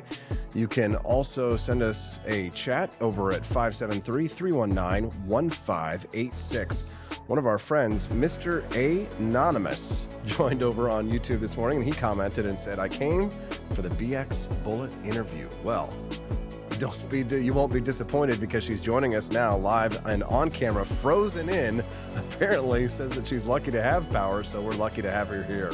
Good morning, BX. Thank you so much for joining us on the program. Good morning, Austin. Yeah, we're about to be icing. I think maybe in 12 hours it might be a different story, so we'll see. Okay, well, good luck there, and we're glad that we have you this morning. BX, I'm glad to have you talking about this topic, this recent Supreme Court case regarding Section 230. It's kind of one of those wonkish, nerdy topics that a lot of people don't think about, but I think is very important when it comes to free speech online. You know, I'm someone who is a content creator. I own multiple websites, and the majority of my income that I get comes from the income that I derive from of these websites. Section 230 essentially protects the people like myself, because it says that if somebody is on my website and is in the comment section and posts something illegal, like let's say they advertise alcohol, for example, that's illegal. You can't do that. You can't advertise alcohol, at least, not without certain licensing or permits. And if they advertise prostitution, for example, right, that could be something that I could get in trouble for if they got rid of Section 230. Supreme Court is prepared to rule on just that. Do you want to give us a little bit of background here? Yeah, so I mean that's a good summary of 230 in general, and this is a very complicated topic. And you said it's nerdy, and it is kind of if you get too far into the nitty gritty and all the legal terms. I won't do that. I'm not a lawyer, okay? I'm just an internet goer who happens to also have seen from a different perspective kind of what these people are arguing against Google. And you make a really good point about how 230, it's called the 6 words that made the internet, right? We would not be here if it weren't 230, because basically what it says is that no platform is going to be held responsible for what other people, the users, generate, right? While at the same time, it also says that the platforms can also moderate things that is against their rules or whatever, right? That was put in place to kind of make sure that it wasn't just some crazy Wild West, that they're basically telling you that your First Amendment doesn't apply to these platforms because they have the ability to take you out for whatever reason they want. Now, they had to put that in place because otherwise the 230 would say that, it was a Wild West, you could just do whatever you wanted, assuming it wasn't illegal or whatever. Now, all 230 really does is prevent you from suing Google directly. I can sue you, Austin, if you say something really mean about me that's not true and it's damaging to me, but I can't sue YouTube or Google for that. So what Gonzalez versus Google, the setup is really interesting because this is spawning from the 2015, I think, terror attacks in Paris, and also the San Bernardino shooting, which happened around the same time period. And around this time period, ISIS, or the Taliban, actually had a YouTube channel, and they were uploading propaganda and recruitment content, which the YouTube algorithm was then promoting and recommending to people. And so the argument was that, the first argument was that YouTube provided material support to ISIS because they were monetizing that content. And when you think about it, you're like, I mean, they were, because people were reporting it. And this is one thing that I haven't seen people mention on a video, because of course they're YouTube people and they're like desperately trying to like frame it one way, right? But what they're saying is that this content, it's not just like they put it up and YouTube removed it, but oh no, you saw it briefly. YouTube was recommending it. They were up for many months or years, and YouTube made no effort to even remove that content until they got in trouble for it. And so that was actually struck down, the material support portion. But what's being held in front of the Supreme Court has to do with the algorithm. Because if 230 says that Google or YouTube isn't responsible for what people say, they're trying to say that that doesn't apply if there's an algorithm that targets people. It's more like an advertisement. If you're advertising that content to people, that advertisement is YouTube speaking for that person.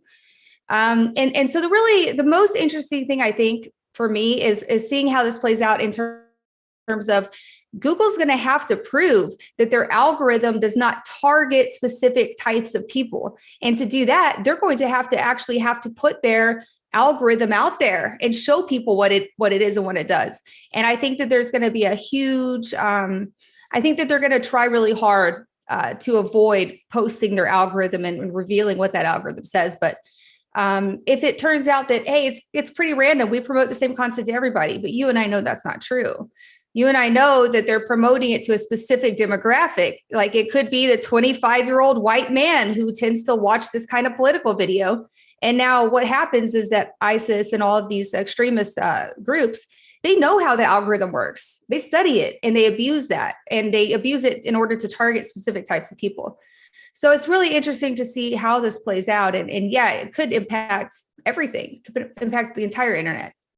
If you're just tuning into the Wake Up America show, I'm speaking to BX Bullet. You can follow her at BX Bullet TV on a variety of platforms. If you'd like to send in a text question, you can do so at 573-319-1586. That's a free way to get your comment read on air if you've got a question for her. Again, that number is 573-319-1586. If you'd like to support the channel, you can do so by sending in a super chat the same way by making a small donation to the program. Over on YouTube at youtube.com/AP4Liberty if you want to watch us over there. But we do get people watching us on other platforms as well. And we're glad to have your support over there as well. Now, in terms of platforms, the argument against Section 230 BX is that these because these platforms have discriminated, because these platforms are what they call the public square these days. And I think there is an argument to be made that these companies that own these platforms have essentially created the new public square, that in suppressing the political views of people like myself, which has happened multiple times, and in suppressing the views of people like yourself for some of the work that you've done. I know you've been banned on YouTube, that they are effectively suppressing your free speech. Because while I agree in theory with the libertarian view that private companies can do as they please, and that that free speech applies only to the government, if the only way that people can hear you for the most part is rather than screaming out on the street corner is that posting online, then you've effectively had your speech frozen. You've effectively had your speech suppressed,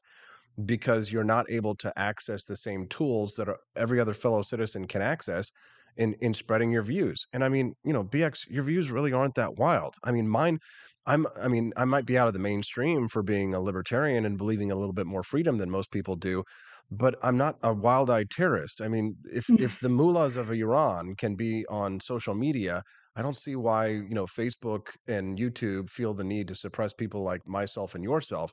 Now, that's because we're looking at it from our point of view, but I think that people who are not in favor of Section 230 do at least make some good points there. Would you agree? Well, yeah, there's a lot to break down there. But essentially, so we can't repeal 230. We can't do that. When you hear people say repeal 230, that's just like something they're trying to say to catch your attention. What we need to do is reform 230.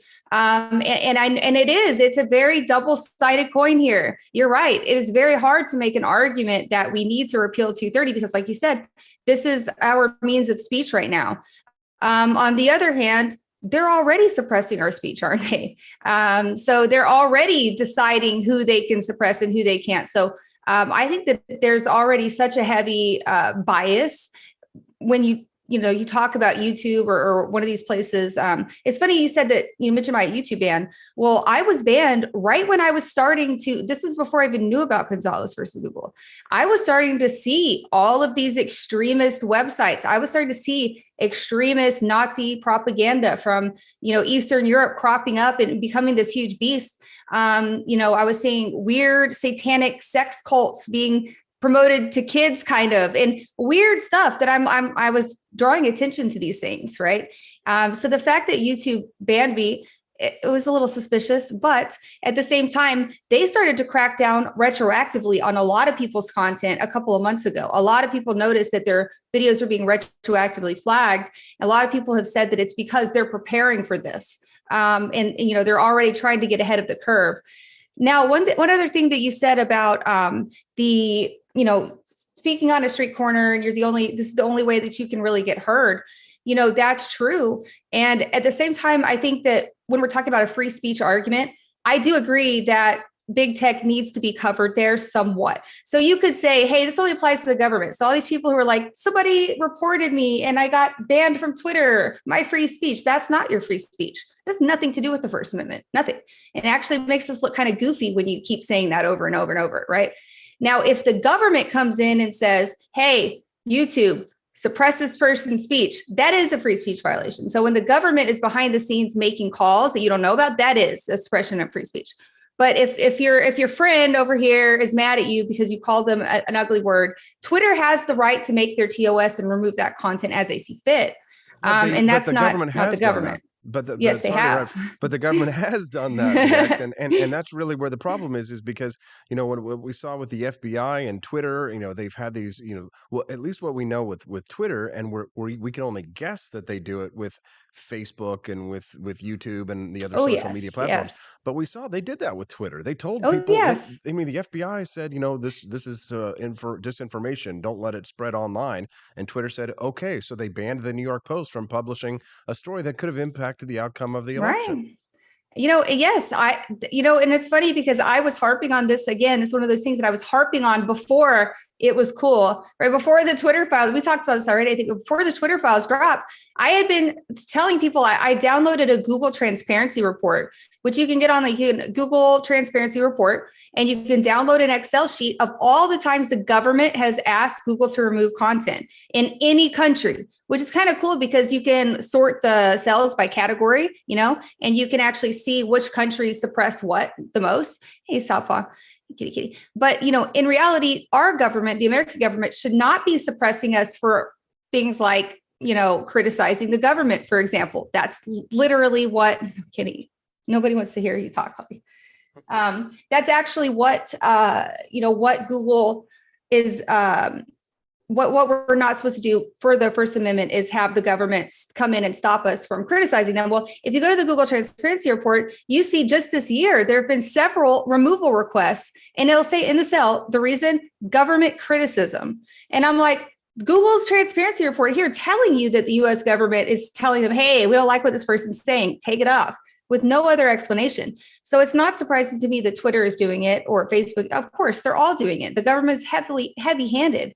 And I think that that's something that definitely needs to be addressed. Now, that doesn't really tie much into the 230 thing because we're leaving the government out of this. The government has nothing to do with this argument, right? But at the same time, live stream commenters actually makes a good point here, BX, and I'd like to hear you respond. Elizabeth Press, she says the platforms are responsible for all content as they shut down channels. They have control, obviously. And if I could interpret it, what she's saying here, and Elizabeth, feel free to correct me if this isn't what you mean. But they do act. The question here is whether or not platforms act as publishers or whether they act as platforms. Because what a publisher does is engage in editing, right? They decide what it is that people see. And if you engage in editing, then you're acting as a publisher. And we have a different set of rules and standards for publishers than we do for platforms. BX. Right. Isn't that really the question here, the issue? Yes. Yeah. So this is in comparison to, say, Fox News or a newspaper, right, where they're editing the content, they're deciding what to put out there. So they are acting as the speaker. And 230 doesn't apply to them. But what we're talking about here is a platform where you post something up there, it goes out into the ether. And now, to be fair, we do know that all of these platforms have very sophisticated AI technology that can catch certain things and keep certain things from coming out. However, they're not working, as we saw with the Josiah Mizukami. If you're not following that, we got charges. That guy is in jail. He has had charges filed. Thank God everything worked out, right? But YouTube had his content designated for kids. He was on the YouTube Kids app grooming a child live on stream. It was insane. And you think, and so, obviously I make a big stink out of it. It goes viral. That Matt Walsh retweets it. It's like everywhere, right?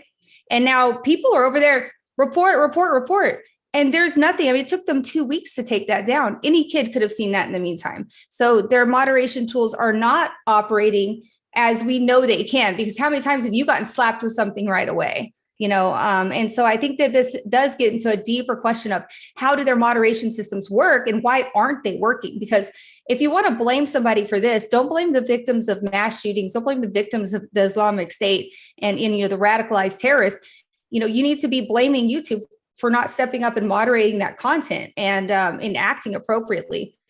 But would on the other side, go ahead. Yeah. I was going to say, yeah, on the other hand, it's like now we're saying, well, now YouTube has the ability to decide what is, that's extremist speech. So of course, the slippery slope is that they could say that this is anything that didn't abide by a certain political point of view or perspective could be considered, something that they could remove. And so it gives them a little bit more leeway. And the fear is that they will be so worried about liability that they're going to crack down and become an iron fist when it comes to content. Yeah, I consider myself a skeptic, BX. I'm a great believer in the maxim that you should never attribute to malice what could easily be attributed to incompetence. I apply that to governments as well as corporations. So I guess my question for you is, hey, how's it going? My last question for you here is, BX, is would you attribute this more to, on behalf of publishers, would you attribute it more to malice? Snow day. No, it's okay. It's fine. Would you attribute their inability to censor it? Would you say it's malice, or would you say it's more incompetence? That's a great question, and I don't know the answer to. We're staying at home. It's an ice day. Everything is closed in Texas. Texas is shut down. It's all good. It's all good. What's her name? Lainey. Lainey. Hi, Lainey. Everybody say hi to Lainey on the stream. Hi, Lainey. Snow days. Okay, honey. Don't bother me. Hey, honey. Maximilian I'm going to go upstairs and watch TV with you in a second, okay? We just saw YouTube remove Project Veritas videos, so business has a lot of power on YouTube. That's true. Yeah, sorry. She gets a little bit. It's okay. We're Yeah, gonna use that for the blooper reel. Oh my gosh, Lainey, honey. Sorry about that. But yeah, I would say that for sure. It's a double-sided coin. It's one of those things that's really hard to take a firm stance on because you can. It's a hard thing to take a firm stance on because I can see both sides of the argument, but at the same time, I also see this growing extremist nightmare. I can really see. I see the negative sides a lot personally. And so a lot of people will criticize me for not taking a really firm stance, but I feel like I've seen things on the internet that most people haven't. And I know that it's there and I know what it's doing to people. And so for me, it's as a mom, who with a kid who we don't watch YouTube anymore. We don't even watch it. And that's because we saw a bad guy, didn't we? Yeah, we saw a bad guy on the screen and we don't want to have to see bad guys. I was super duper scared. Okay, yeah. So we saw a bad guy and you don't know what your kid's going to click on next on YouTube, kids, Yep, for sure. BX Bullet. Anything else that you want to share with our listeners before we let you go? Someone says, I want that kind of energy. If I had 1/10 of it, I would be unstoppable. I'm telling you, man. But yeah, Bullet. We'll have to see how it unfolds. It'll be really interesting. You can follow BX Bullet at BX Bullet TV, and she does a weekly appearance here every Tuesday at 8:30 a.m. Central. Hey, good luck with the snow and good luck with the kids. Tell Lainey we said hi and thanks for making an appearance today. I will. Thanks, Austin. Bye. Thanks so much. We appreciate you very much. Wasn't that cute? Send us a text. What do you think about the show so far? 573-319-1586. That's 573-319-1586. And when I get back, I've got for you 8 wake-up calls. 8 little wake-up calls you need to receive before it's too late. That's right. It's your wake-up call on the Wake Up America Show at wakeupAmericaShow.com. Trump and I approve this message. Believe me, Austin Peterson is the best. He's got the greatest Wake Up America show I've ever seen. Whenever I tune in the mornings and watch the live stream, let me tell you, he has got the absolute best content. I love his guests. It's just a total blast to watch, and I highly endorse and recommend the Wake Up America show. It's terrific, believe me.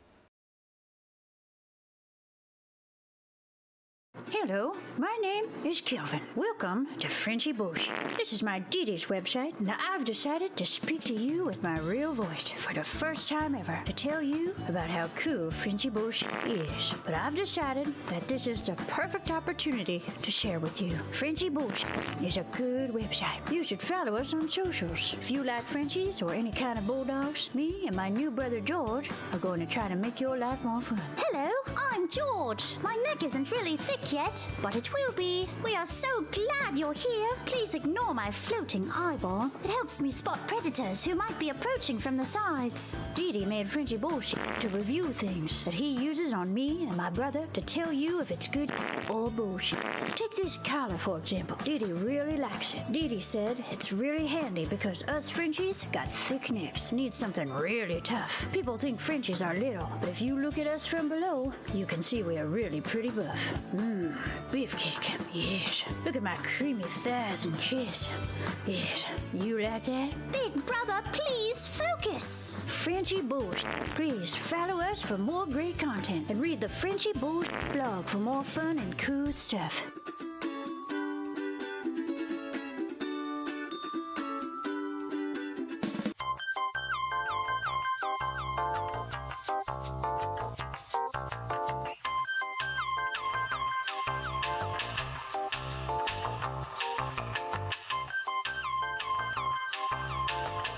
I'm a public defender. I am a public defender. I'm proud to be a public defender. 80% of Americans accused of a crime will get appointed a public defender. Everybody from a speeding ticket to capital murder. For every dollar we spend on public defenders, we spend $3 on prosecutors. Public defenders have to do pretty much everything on their own. Social workers, counselors. Investigating is another piece of it. The average public defender holds 300 cases annually. You never feel like there's enough time. Public defenders have health issues all the time. A lot of people give up and say, I can't do this work anymore. Gideon's Promise trains, mentors, and supports public defenders.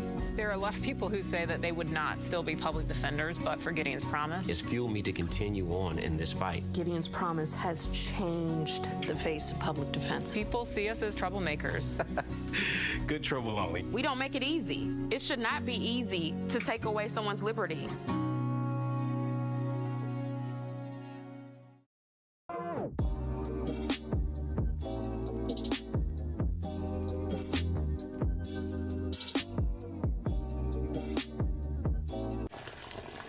Ever hear the one about the frog?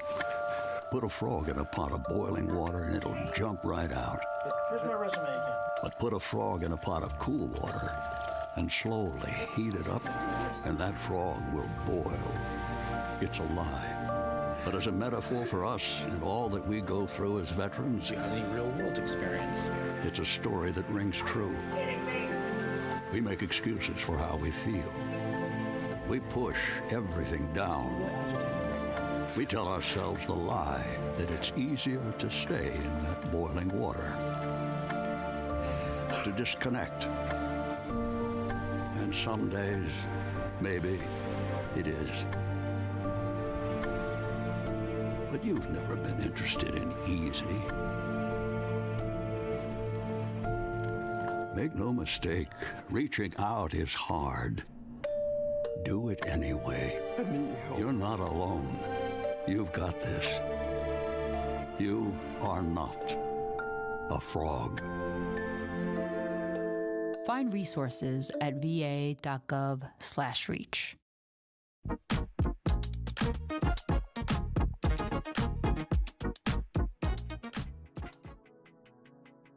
Good morning, Rise and Freedom. I'm Austin Peterson. You're watching and listening to the Wake Up America show at wakeupAmericaShow.com. Did you miss me yesterday?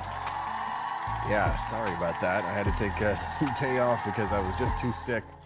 But I'm feeling much better today, and I'm glad to be back here with you. Grateful to have you as a listener to the show. Don't forget to hit that like button on the stream if you haven't, to help us spread the word. We'd love to see more people being able to join us on the live stream this morning. You can help make that happen if you click that like button over on YouTube. Okay, last thing before we go. 8 wake-up calls you need to receive in life before it's too late. I really loved this article that I read yesterday on markandangel.com. Listen to this story that this gentleman told. Mark Chernoff said, for my 18th birthday, my grandfather on my mom's side gave me 4 lightly used flannel shirts. We love our flannels here. That he no longer needed. The shirts were barely worn and in great shape. My grandfather told me he thought they would look great on me. Unfortunately, I thought they were odd gifts at the time, and I wasn't thankful. I looked at him skeptically, gave him a crooked half smile, and moved on to the other gifts sitting in front of me. My grandfather died 2 days later from a sudden heart attack. The flannel shirts were the last gifts he ever gave me, and that crooked half smile was the last time I directly acknowledged him. Today, I still regret the little thing I didn't say when I had the chance. Thank you, Grandpa. I appreciate you. That was a huge wake-up call for me, and one that has served me well for over 2 decades now. And now, here are 8 wake-up calls for you, some important life lessons worth learning before it's too late. Number 1, I'm going to cry reading some of these things. These are so good. You might not have till tomorrow to say, I love you. He tells the story about how 15 years ago, a coworker of mine died in a car accident on the way to work. During his funeral, several people from the office were in tears, saying kind things like, I loved him. We all loved him so much. He was such a wonderful person. I started crying too, and I wondered if these people had told him that they loved him while he was still alive, or whether it was only with death that this powerful word, love, had been used without question or hesitation. I vowed to myself then and there that I would never again hesitate to speak to the people I love and remind them of how much I appreciate them. They deserve to know the meaning they give to my life. They deserve to know I think the world of them. So the bottom line is, if you love somebody today, tell them. If you appreciate somebody today, tell them. There might not be a tomorrow. Today is the day to express your love and your admiration. Number 2, wake-up call for you today on the Wake Up Show, which I think is just perfect. Your judgments of others are often inaccurate. You'll never know exactly what another person is going through or what their whole life story is. When you believe that you do, realize that your assumptions about their life are in direct relation to your own limited perspective. Many people you believe to be successful are extremely unhappy. Many people you think have it easy have worked their tail off to achieve that status. Many people who appear to be wealthy are in debt because of their extravagant taste for material possessions. Many people who appear to be too old and uncool were once every bit as young and hip and inexperienced as you are right now. Number 3 wake-up call for you today on your Tuesday with a hot cup of wake up is not trying is why most people fail in life. It's not the mistakes and failures you have to worry about the most. It's the opportunities you miss when you don't even try that hurt the worst. Trying, truly trying, always leads to some level of success, regardless of the outcome. Even mistakes and failures teach you what not to do next time. Every outcome, good or bad, is a lesson that makes you stronger and wiser over time. So keep reminding yourself in the end, there's only one thing that makes a goal or dream impossible to achieve. It's the failure to try. Your life will get better when you get better. Start investing in yourself mentally and physically. Make it a priority to learn and grow a little bit every day by building positive rituals and sticking to them. The stronger you grow and become, the better your life will feel in the long run. Now, patience, number 4 on this list, patience does not mean waiting and doing nothing. Okay? Right? Patience involves productive activity. It means doing your best with what's available to you while understanding that the results that you seek are worth the required time and effort and not available anywhere else for any less time and effort. Patience is the realization that the quality of your life in the long run is much more significant than the quantity of things that you fill it with today. Patience is your willingness to accept and appreciate what you have right now while you gradually work hard for the dreams and goals that matter the most to you. The 5th wake-up call. Good morning, Al Johnson. Thank you for the kind words. We love AP. Well, I love you guys right back. Thank you very much. Nice to see you all today. Al, thanks for joining us. Number 5, you don't need anything more to be happy. That's a tough one, especially for me because I'm so materialistic. Intuitively, you already know the best stuff in life isn't stuff at all, and that relationships, experiences, and meaningful work are the staples of a happy life. But we live in a consumer-driven society where your mind is incessantly subjected to clever advertising ploys that drive you against your better judgment to buy material goods you don't even need or want. And at a certain point, the material objects you buy end up hurting the emotional needs that people would believe that it's supposed to support, right? It actually hurts you rather than helps you, right? Because the product is supposed to make you feel better once you buy it. But then, the debt that you incur, or, the money that could have been used for more productive purposes actually makes you feel worse in the end. You don't need anything more to be happy in terms of material possessions. Number 6, you aren't perfect, and neither is anyone else. All humans are imperfect. At times, the confident lose confidence, the patients misplace their patience, the generous act selfish, and the knowledgeable second guess what they know. And guess what? You're human. We all are. We make mistakes, we lose our tempers, and we get caught off guard. We stumble, we slip, and we spin out of control sometimes. Happens to all of us. Number 7, all the little things make a big difference. Life isn't about a single moment of great triumph and attainment. It's about the trials and errors that get you there. The blood, sweat, and tears, small and inconsequential things that you do every day. It all matters in the end. Every step, every regret, every decision, and little affliction. All of this has strengthened you. Everything has led you to the successes you've had. All of this has made who you are today. Trying to appreciate those small things that got you to where you are. And number 8, the hardest one to suffer. Oh, this one's tough for me to take. Excuses are mostly just lies. Just because someone else can doesn't mean you can, right? Because you're not good enough, or you've already missed your chance, or it's not in the cards for you. You look for reasons they can do it, but you can't, right? Maybe he's an internet entrepreneur and he's a freelance writer because he has no kids, right? Maybe she's way fitter than I am because she doesn't have all the work and the family obligations I have, or has a more supportive spouse, or doesn't have bad knees. Okay, it's easy to find excuses, but look at all the people who also have considerable obstacles and they've done it anyway. Right? No one else can succeed for you on your behalf, right? The life that you live is the life that you build for yourself. There are so many possibilities to choose from and so many opportunities for you to bridge the gap between where you are now and where you want to be.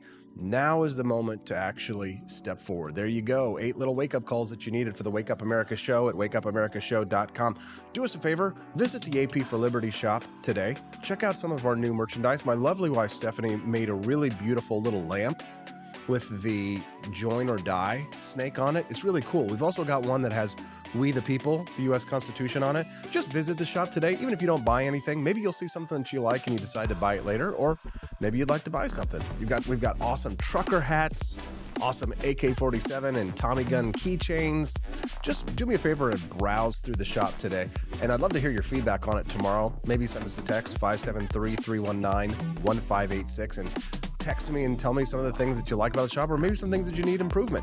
We've got a new employee who started this week. We're very excited about that. He's working on the shop. He's going to make things better, stronger, faster, harder, just like Daft Punk.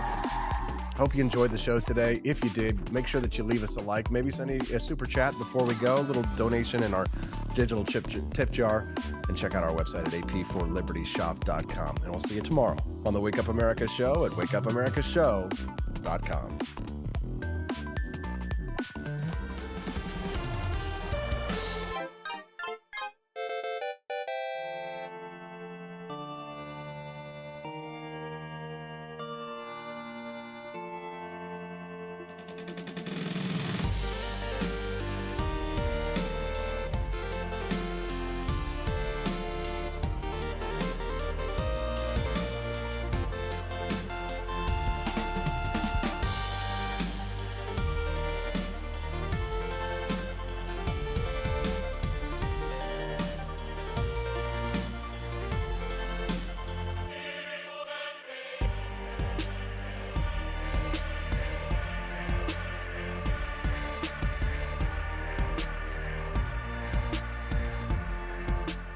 I like shooting things, but whenever I can't shoot something, I like to cut things. My life isn't all about shooting and stabbing and cutting, though. Sometimes I have to do actual work, but when I work, I still like to have fun. And there's nothing less fun than trying to cut with a crappy knife. Thankfully, from the ancient sect of Christian knights, who also loved cutting and stabbing, comes a new implement that has received my personal blessing, the Templar knife. Like the ancient sword of Excalibur, you don't choose a Templar knife, it chooses you. You just decide what kind you want on the website first, however, and then order it online, and then it chooses you. The Templar knife comes in a variety of shapes shapes. As a man of culture and taste, I have decided I will never use a terrible knife again. And thanks to the inspiration provided by this excellent product, I have decided to launch a new crusade against anyone using less than superior knives. Join me, brothers and sisters, by visiting uppercuttactical.com/pages/Templar-knives. That's a lot of slashes. For that, you'll need a Templar knife. For 10% off, use code AP for Liberty and join me in a quest for glory, for liberty, for Christendom, for the Templar knife. Get yours today. Fire.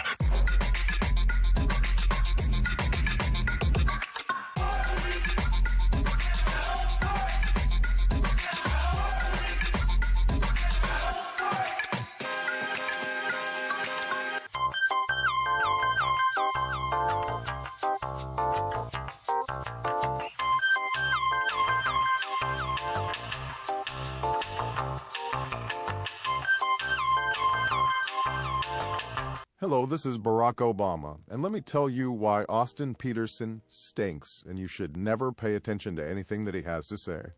First of all, he's a libertarian, and we all know libertarians are idiots. They don't realize how important government is to everything that we do. I recently became aware that Austin has opened up a libertarian shop at apforlibertyshop.com. Now, I'm asking you as a personal favor to me that you never ever visit apforlibertyshop.com. With all of the great Liberty merchandise there, the last thing that we need to do is to get people spreading this message around the country, because then they might start thinking that they don't need government. And that's the last thing that good Democrats like us want. So if you love democracy, like me, and hate freedom, then don't visit AP for Liberty Shop. Like I said, whatever you do, do not visit apforlibertyshop.com. I'm Barack Obama, and I approve this message.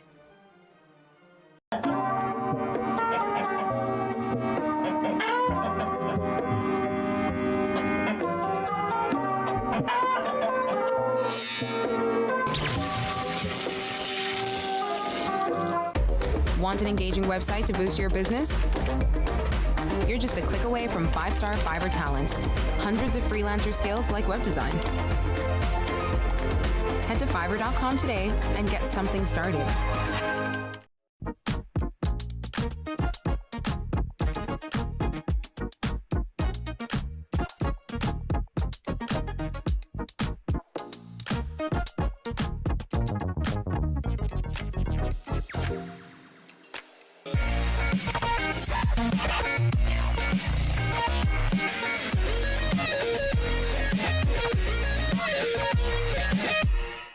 When I was in foster care, I never knew when I would have to move, so I always had my suitcase ready to go. Then one day, I was adopted. My new parents opened their hearts and home to me. My parents cook my favorite breakfast for me every morning. My parents take me on trips I never thought I would go on. They gave me a home and an even better reason to use that suitcase. My parents aren't perfect, but they're perfect for me. I